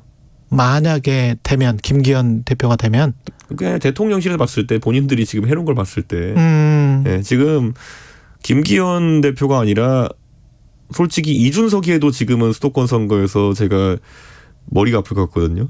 혹시 민주당을 당대표 이재명 당대표 관련해서 수사가 이렇게 진척이 되고 뭐가 나오면 그래서 민주당이 주장하는 겁니다만은 괴멸시키는 수준으로 가면 그러면 우리가 이길 수 있지 않을까, 국민의힘이 이길 수 있지 않을까 그렇게 생각할 수도 있지 않습니까? 국민의힘 쪽에서는 망상이죠. 당이라고 하는 게 솔직히 민주당 정도 당세를 가진 당이면요, 그 당원들 새로 신규 당을 만들려 그러면 5천 명이 필요하거든요. 예. 하루면 만듭니다. 그렇기 때문에 민주당을 솔직히 형해화시킨 정도라 그러면은 이재명 후보가 공직선거법 재판에서 100만 원 이상 받아가지고 450억 토해내고 민주당 망하는 시나리오가 1차 시나리오일 텐데. 그 이야기 많이 했었죠. 의미 없어요 보면은. 국민들이 얼마나 무서운 분들인데요. 예를 들어 그 450억 별거 아닙니다. 그 예를 들어 진짜 윤석열 정부를 심판하고자 하는 여론이 높아지잖아요. 예. 민주당 당원들이 10,000원씩 내면 바로 모아요 그거는. 네. 그러니까 그거는 전혀 의미가 없는 것이고. 국민의힘의 어떤 분당 가능성에 관해서는 심평 변호사는 상당히 가능성이 있다. 민주당도 가능성이 있다. 자기들이 하고 싶나 보죠. 뭐. 자기들이 하고 싶나 보다. 심평 변호사 하고 싶나 보죠. 그런데 제가 봤을 때는 그러니까 참 부끄러운 거거든요. 그러니까 심평 변호사가 문재인 대통령도 지지하고 그런 이력이 꼭 나쁜 건 아니겠습니다만은 그 보수 정당에 대해서 이해도가 어느 정도 있는 상태에서 이런 말씀을 하시는 것이냐. 제가 봤을 때 이해도가 높은 편은 아니다. 근데 당장 하태경 의원도 비슷한 이야기를 했고 박지원 전 국정원장도 그런 이야기를 했습니다만은 30-40명 정도 꽂아줄 사람들이 있다. 아까 그런 이야기 있지 않습니까? 대통령이 챙겨줘야 되는 사람들, 검찰 출신들이 많은 것 같은데 그게 여의도 종가에 지금 다 돌고 있고 그 사람들이 들어가면 기존 의원들이 나와야 되기 때문에 당협위원장들이 그러면 자연스럽게 이거는 납득할 수 없는데 이러면서 이제 분당 쪽으로 갈 수 있는 거 아니에요? 여러분 궁금하신 분들은 잠시 후 최경영의 이슈 오도독에서 제가 자세하게 설명드리도록 하겠습니다. 예, 그렇군요. 예, 그 이준석 전 대표는 나오시겠죠. 총선이요? 예, 나가야죠. 예. 그때는 어떻게 어느 당이 될까요, 혹시? 제 운명을 제가 모르는 게요. 제가 얘기잖아요. 제가 요즘 정치 평론하면 상식을 기반한 평론을 했을 때 제가 바보 되는 느낌이라고. 이게 비상식이 일상화가 지금 되고 있는 것 같아가지고. 저는 항상 맞는 얘기를 한다고 생각하는데 행동 패턴이 다르게 나오니까 대통령실에서 그거 예측하는 게 의미가 없습니다. 유승민 전 의원이랑 계속 접촉을 하고 계세요? 아닙니다. 최근에 접촉 안 했습니다. 접촉을 안 하셨고 그 상황 자체가 어떻게 돌아가면 어떤 전국이 크게 변할 수도 있는 지금 상황입니까? 어떻게 보세요? 제가 의외로 장기적인 플랜을 많이 안 두는 사람입니다. 아, 그래요? 원래 정치는 임기응변의 영역이고. 결국은 크게 보면 큰 구치로 보면 딱 1분밖에 안 남았네요. 이재명 당대표와 김건희 특검 이게 계속 총선 대선까지도 갈 수 있는 거 아니에요? 이런 상황이? 근데 민주당은 이미 그 타이밍을 좀 놓친 건 사실이에요. 민주당이 놓쳤다. 이재명 의원의 그 수사가 진행되기 전에 대표가 되자마자 만약 쌍특검을 걸었으면은 그게 상당한 전선이 형성됐을 텐데 지금 상황에서는 이재명 의원에 대한 기소 목전까지 이제 들어온 상황 속에서 그렇죠. 김건희 여사에 대한 특검을 밀어붙인다고 하는 것은 사실 모양새가 안 난다. 모양새가 안 나는 게 있어가지고 저는 이재명 대표가 그런 면에서 정치적으로 약간 실기했다라는 생각이 듭니다. 알겠습니다. 여기까지 듣겠습니다. 예, 최경영 이슈 오도독에서 9시 한 10분, 5분 그쯤에서 다시 이준석 전 대표와 만나겠습니다. 고맙습니다. 예, 감사합니다. 예, KBS 1라디오 최경영의 최강시사 2부는 여기까지입니다.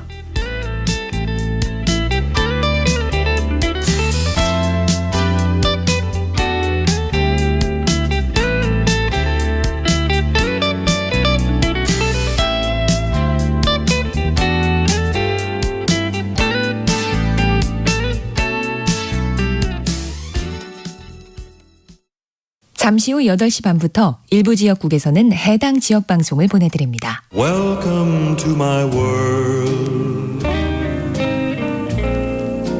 Won't you come on in? 오후 4시 5분 홍사원의 경제쇼로 여러분을 초대합니다. 50분간 딱 한 가지 주제만 깊이 있게 전해드립니다. 경제는 무조건 홍사원의 경제쇼를 들으셔야 합니다. Step into It's okay. 진행은 서툴지만 내용은 알찹니다. 진실의 편에서, 정의의 편에서, 약자의 편에서 뉴스를 전합니다. 주진우 라이브와 함께 더 많이, 더 오래 웃었으면 좋겠습니다. 매일 오후 5시 5분 KBS 1라디오 주진우 라이브. 지금 시각은 8시 30분입니다. KBS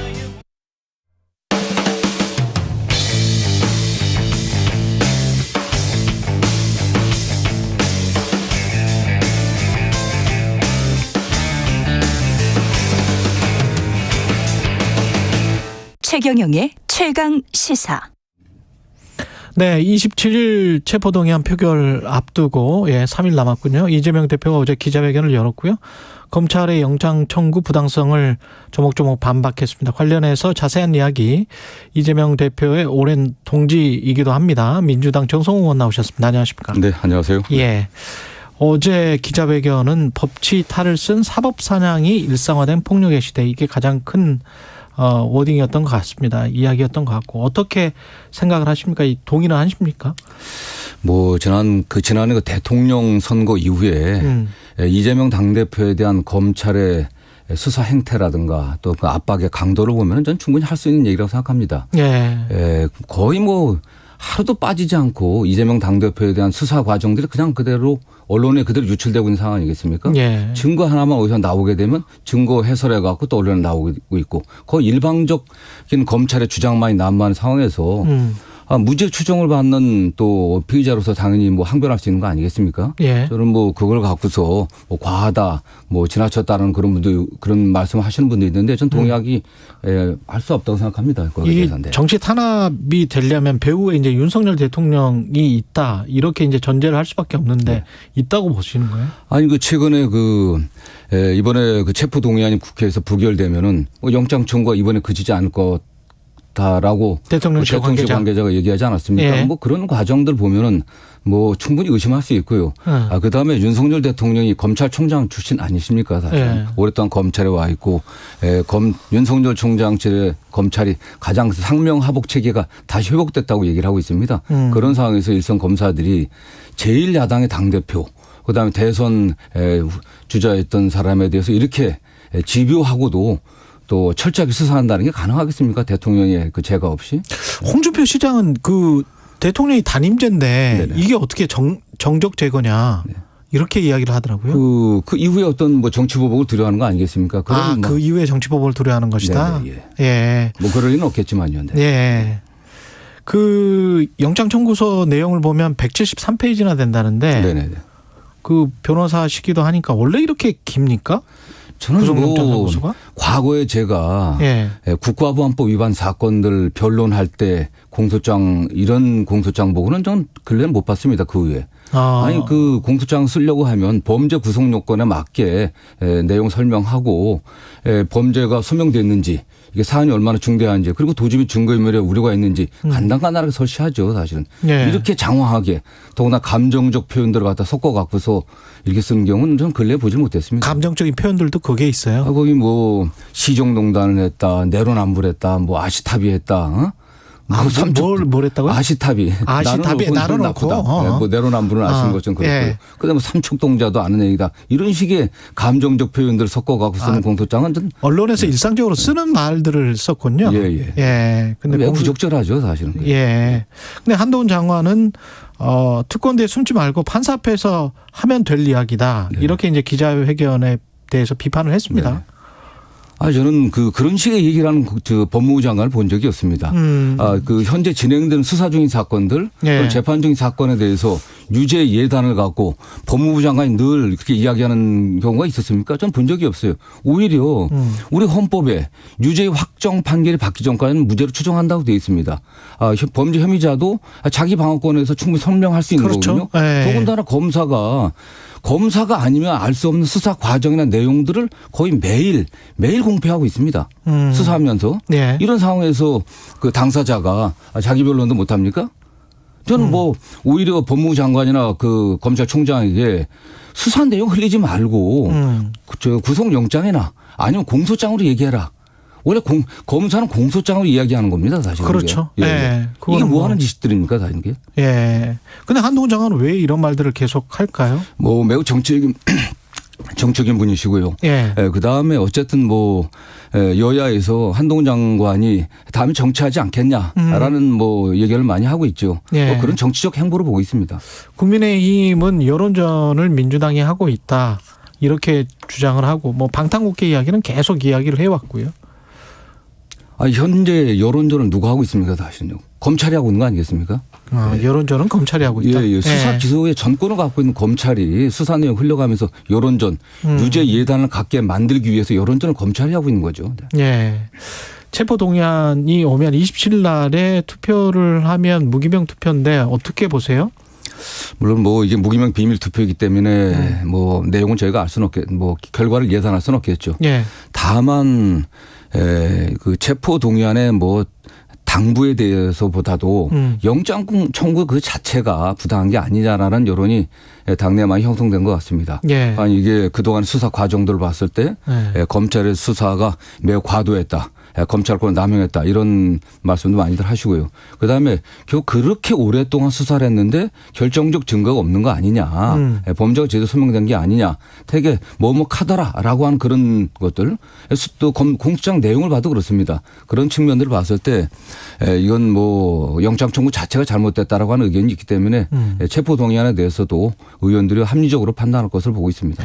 이게 의원들의 분위기를 160표 이하 또는 170표 이상 이렇게 그 숫자로 판단할 수가 있나요? 언론에서 자꾸 그거를 부각시키는 것 같은데. 네, 예. 저는 뭐 그렇게 볼 수는 없다고 보고 있습니다. 뭐 이건 어쨌든 뭐 각자의 부결되면 끝이다. 국회의원으로서의 헌법적 양심에 따른 판단이기 때문에 거기에 대해서 뭐 누가 뭐 반대했다고서 나쁘고 찬성했다고 좋고 이런 건 아니지 않습니까, 사실은. 그렇기 때문에 뭐 국민의힘에서도 체포동의안 반대표가 나올 수 있다, 부결시키려고 할 수 있다. 왜냐하면 그게 오히려 민주당에게 악영향을 끼칠 것이라고 생각하는 국민의힘 의원들이 있기 때문에 뭐 이런 이야기를 하거든요. 뭐 그런 얘기도 있고 정의당에서는 당론으로 뭐 가결시켜야 된다는 분들도 계신데 또 그런 당론이지만 또 거기에 또 반대하는 분들도 순전 속에 좀 있을 거라고 저는 생각하고 있습니다. 그런데 27일 이후에 뭐 부결이 될 것이다라는 거는 전반적인 분위기인 것 같고 분석인 것 같고, 근데 27일 이후에는 알아서 잘할 것. 이게 이제 서른 의원. 그다음에 권노갑 상임고문은 다음엔 당당하게 선당우사 정신.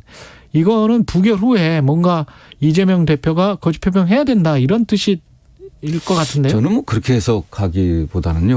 대개 뭐 권노갑 고문님이나 당의 원로분들은 늘 선당우사 말씀하십니다. 사실 당을 먼저 생각하면서 잘 판단하는 뜻일 것 같고 뭐 서른 의원의 말씀도 좀 원론적인 거 아니겠습니까?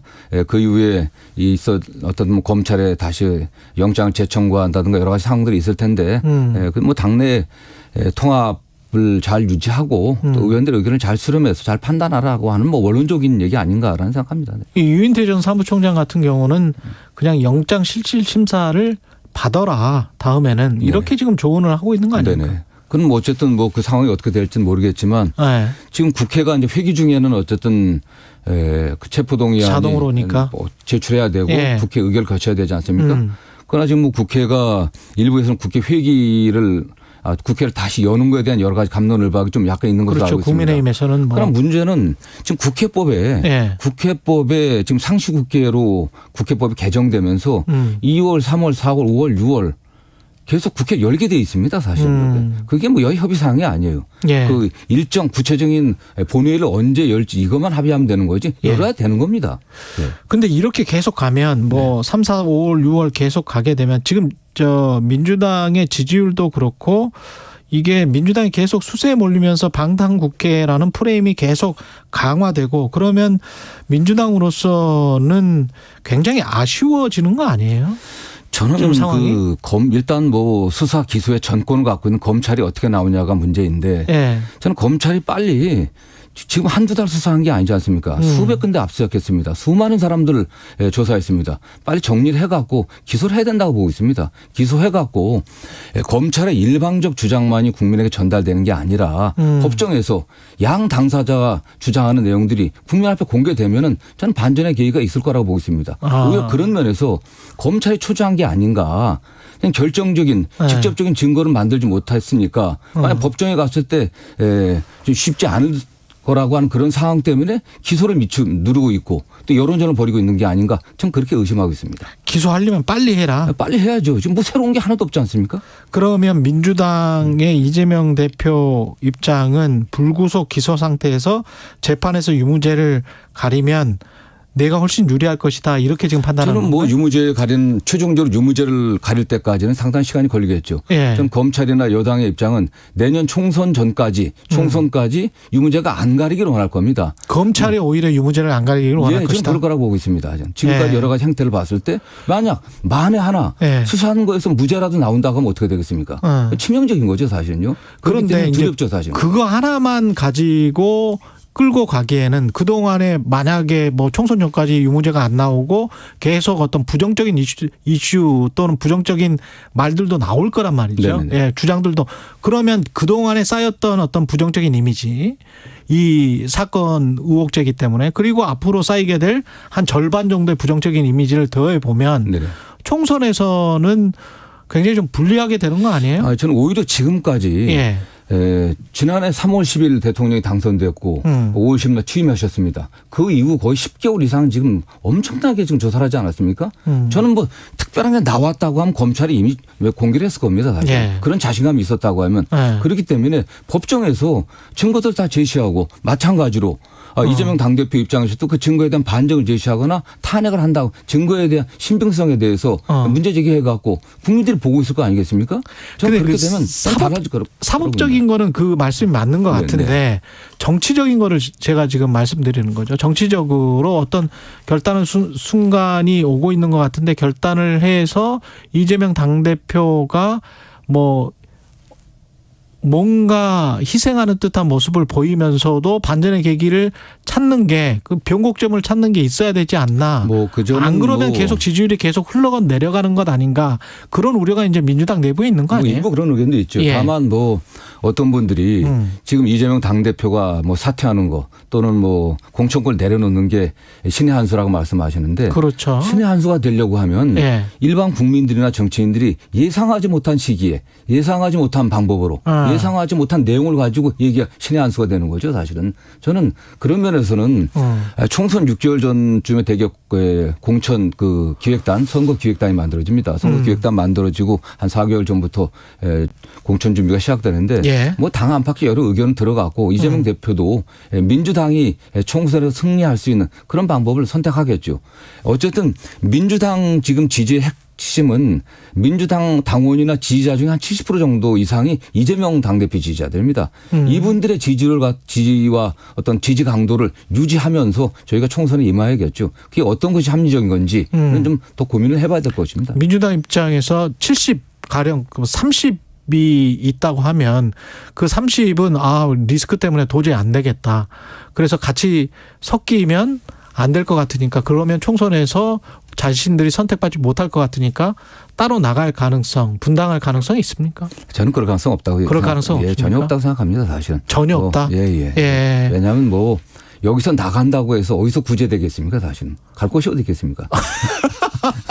저는 아니 근데 정치라는 게 또 생물이니까 공천에 어쨌든 탈락하거나 또는 공천 탈락의 위험성이 있는 분들이 나가지 않겠냐고 하는데 민주당의 과거 전통을 보면은 또 그런 분들은 많지는 않습니다. 사실은. 오히려 그건 여당이 더 위험한 상황이 오겠죠. 사실은요. 그래요? 여당이 지금 유승민 전 대표라든가 또는 이준석 전 대표나 이런 분들은 윤석열 대통령하고 함께 할 수 있겠습니까? 우리 여당이 대폭적인 물갈이를 좀 준비하고 있는 거 아니겠습니까? 근데 이제 여당의 어떤 실책을 바라는 정치가 아니고 야당의 민주당이 잘해서 지지율이 올라가는 정치가 돼야 될 것 같은데 민주당 입장에서는 실제로는 사실은 야당이 잘해야지. 국정의 책임은 여당입니다. 사실은 야당이 스스로 어떤 민생의 성과를 내 갖고 잘하기는 참 쉽지는 않습니다. 사실은 그렇긴 하죠.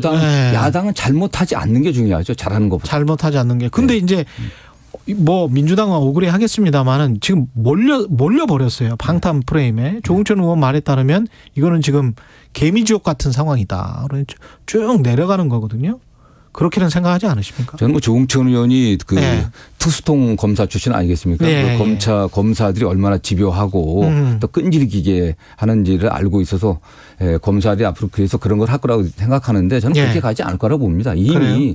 상당히 많은 시간이 지났고 국민들도 이러한 상황에 대해서 굉장히 피로감을 많이 느끼고 있습니다. 알겠습니다. 그리고 말씀드리는 것처럼 어쨌든 공평하게 싸우기 시작한다고 하면은 반전의 계기를 좀 만들 수 있을 거라고 보고 있고요. 공평하게 싸우기 시작하면. 우리 여당이 잘하는 걸 못 보여주기 때문에 여당이 뭐 민생에 있어서 어떤 성과가 있습니까? 지금 야당 제1야당 당대표 구속하겠다는 거 외에는 아무런 성과가 없어요. 민생은 좀 파탄 지경에 있고 경제는 굉장히 어렵습니다. 그러나 대책은 내세우고 있지만 성과는 못 내고 있는 상황이거든요. 저는 국민들이 그런 점들을 심판할 거로 보고 있습니다. 예, 지금까지 정성호 의원이었습니다. 고맙습니다.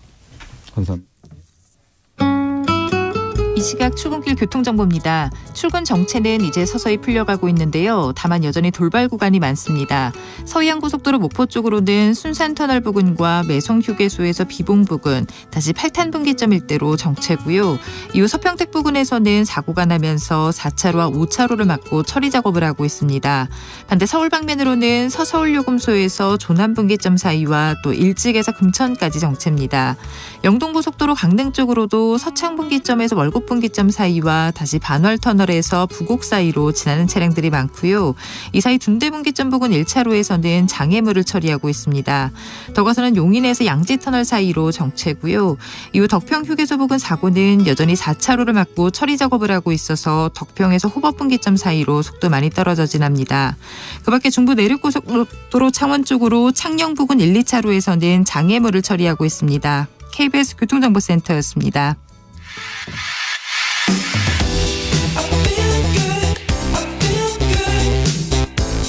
세상에 이익이 되는 방송 최경영의 최강시사. 네, 우크라이나 전쟁 발발 오늘도 1년 됐습니다. 우크라이나 상황 그리고 전쟁 후 세계 경제 질서, 정치 질서의 재편 상황에 관해서 좀 알아보겠습니다. 전 국립외교원장 김준영 한동대학교 교수 전화로 연결돼 있습니다. 안녕하세요. 네, 안녕하십니까. 예, 마침 또 오늘 아침 속보로 우크라이나를 침공한 러시아에게 유엔이 결의안을 발표했습니다. 러시아 철군을 요구하는. 이건 상징적인 겁니까? 실질적인 겁니까? 상징적인 것이죠. 뭐 전쟁이 나고 직후에도 그 규탄 결의안하고 똑같이 했었습니다. 그때도 141개국이 반대를 하고 규탄을 했었죠. 그랬죠. 예. 네. 그러면 뭐 상관없이 양국의 전쟁은 지속되겠네요.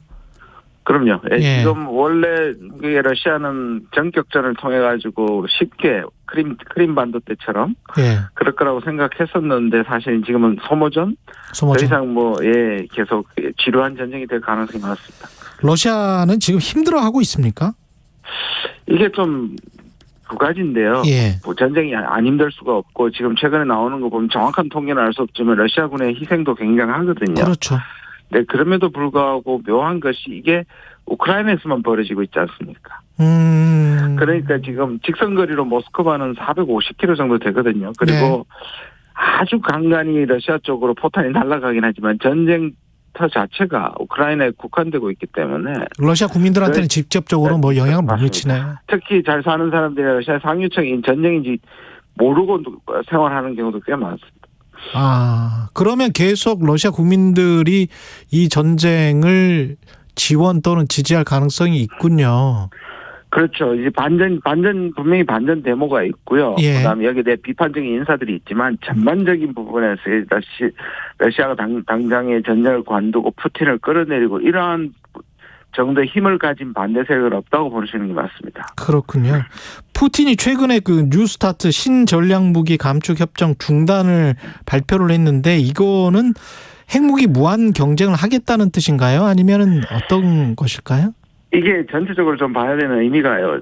보시면 핵무기 초기에는 이제 전술핵을 사용해서 직접 사용하겠다는 얘기를 했었고, 네.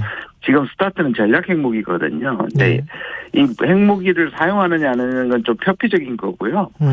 미국과 중국 또는 미국과 러시아가 합의를 하지 않으면 기후변화라든지 핵무기라든지 심지어 북한 핵이라든지 이런 것들에 대한 공조가 일어날 수가 없지 않습니까? 네.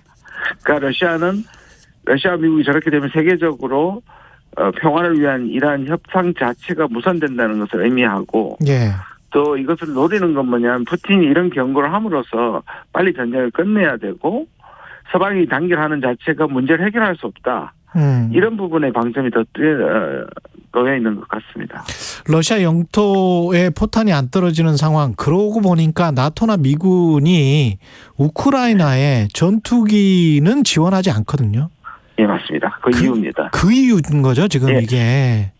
우리가 지금 대리전쟁이다 그러잖아요. 근데 한국전쟁은 우리 땅에서 대리전쟁 한 게 맞는데 우크라이나는 러시아가 직접 싸우는데 왜 대리전쟁이냐.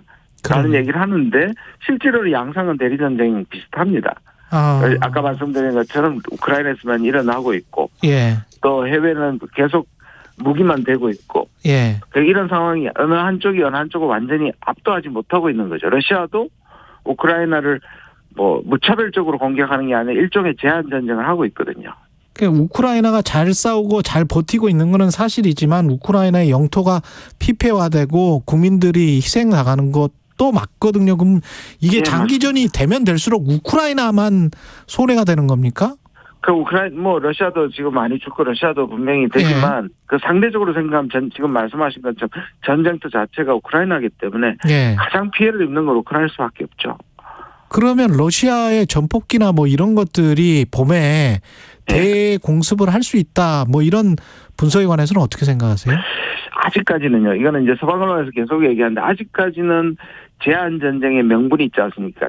지금은 전쟁이라고 부르지만 작전이라고 부를 만큼 무차별 공습을 하지도 않았고 전면전을 하지도 않았고 대국민 전면 동원론도 안 내렸단 말이에요. 부분 동원론만 내렸고 그렇게 보면 아직까지 그 기조는 바뀌지 않는 것 같아요. 그러나 그 얘기가 나오는 이유가 러시아가 대공습은 아니라도 대공세를 할 가능성은 꽤 있다. 한번 밀어붙일 지금까지의 계속 밀렸던 것들을 만회할 그런 가능성은 있다고 러시아 전문가들이 얘기하고 있습니다.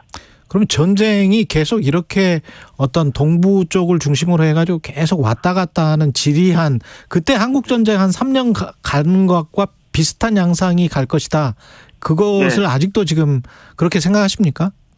저는 그렇게 될 가능성이 많고요. 적어도 내년에 봄에 우크라이나와 러시아의 푸틴이 선거가 있습니다. 최소한 1년은 더 간다. 왜냐하면 지금 러시아 푸틴이나 젤렌스키가 국민의 지지를 받고 있잖아요. 그러네요. 그런데 어떤 형식의 전쟁의 항복이라든지 또는 타협을 하게 되면 치명적일 수 있거든요. 그러네. 둘 다한테. 그러니까 내년 봄까지는 무조건 간다. 무조건 간다고 저는 생각합니다. 이 상황에서 안타까운 일이죠. 그러네요. 그러면 중국은 어떤 스탠스를 지금 취할까요? 더 밀착할까요, 러시아랑? 지금 두 가지를 극단적으로 얘기하는 것은 일종의 조금 과장이고 왜곡이라고 생각합니다. 하나의 과장은 뭐냐면 최근에 전쟁이 길어지면서 두 나라 관계가 조금 삐걱거린다. 그다음에 러시아는 전 세계의 빌런이 됐잖아요. 안 그래도 중국이 미국의 압박을 받고 있는데 오히려 약간 거리두기. 거리를 두기를 한다. 이것도 사실은 좀 맞죠. 과장된 거고요. 전체 전체 진영으로 보면 이 구조적으로 러시아와 중국은 긴밀할 수밖에 없습니다. 밀착이 된다. 몇 가지 의전이나 말이나 이런 또 그 담론 때문에 흔들리는 건 좀 과장이라고 생각하고 흔들린다고 얘기하는 건 과장이고요. 또 다른 극단은 뭐냐면 중국이 러시아에 대해서 모든 걸 동맹의 수준에 준하는 만큼 돕지는 않는 거예요. 러시아가 우크라이나 침공 전에 노 리미트 파트너십을 둘이 이야기했잖아요. 근데 그 정도는 아니다.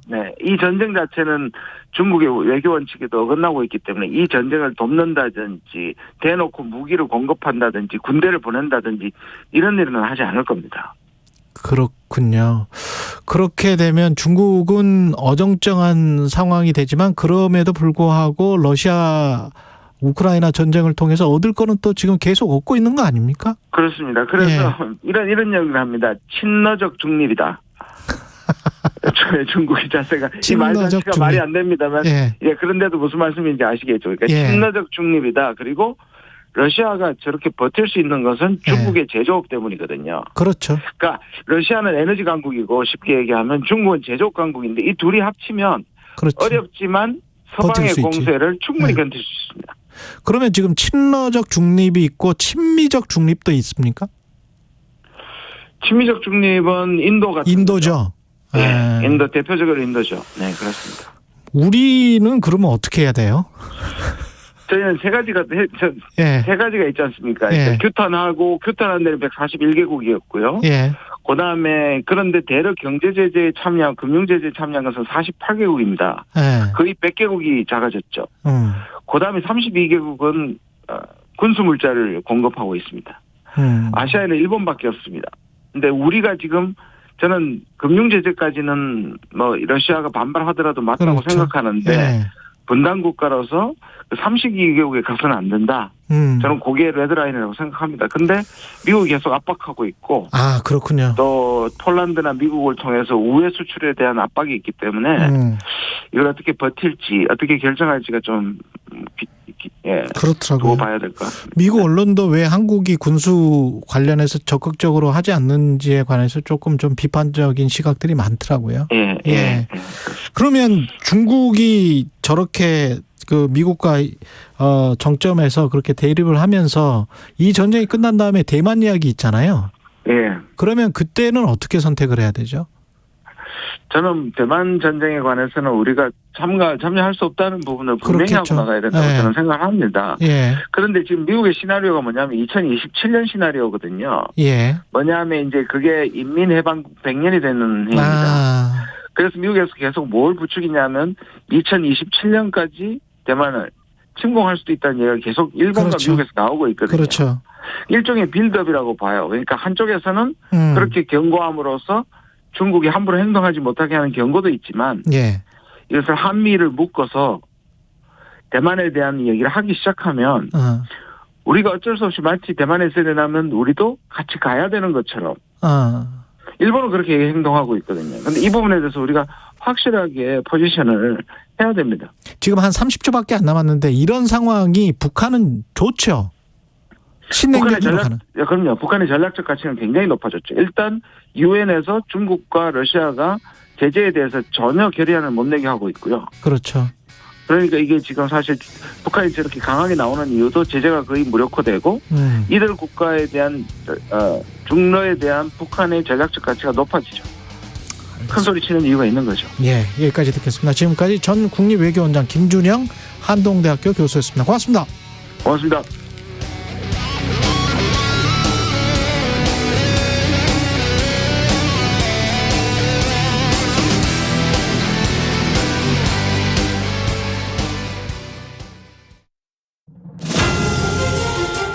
세계보건기구 WHO가 1급 발암물질로 지정한 미세먼지. 특히 초미세먼지는 코와 입에서 걸러지지 않고 폐 속 깊이 들어가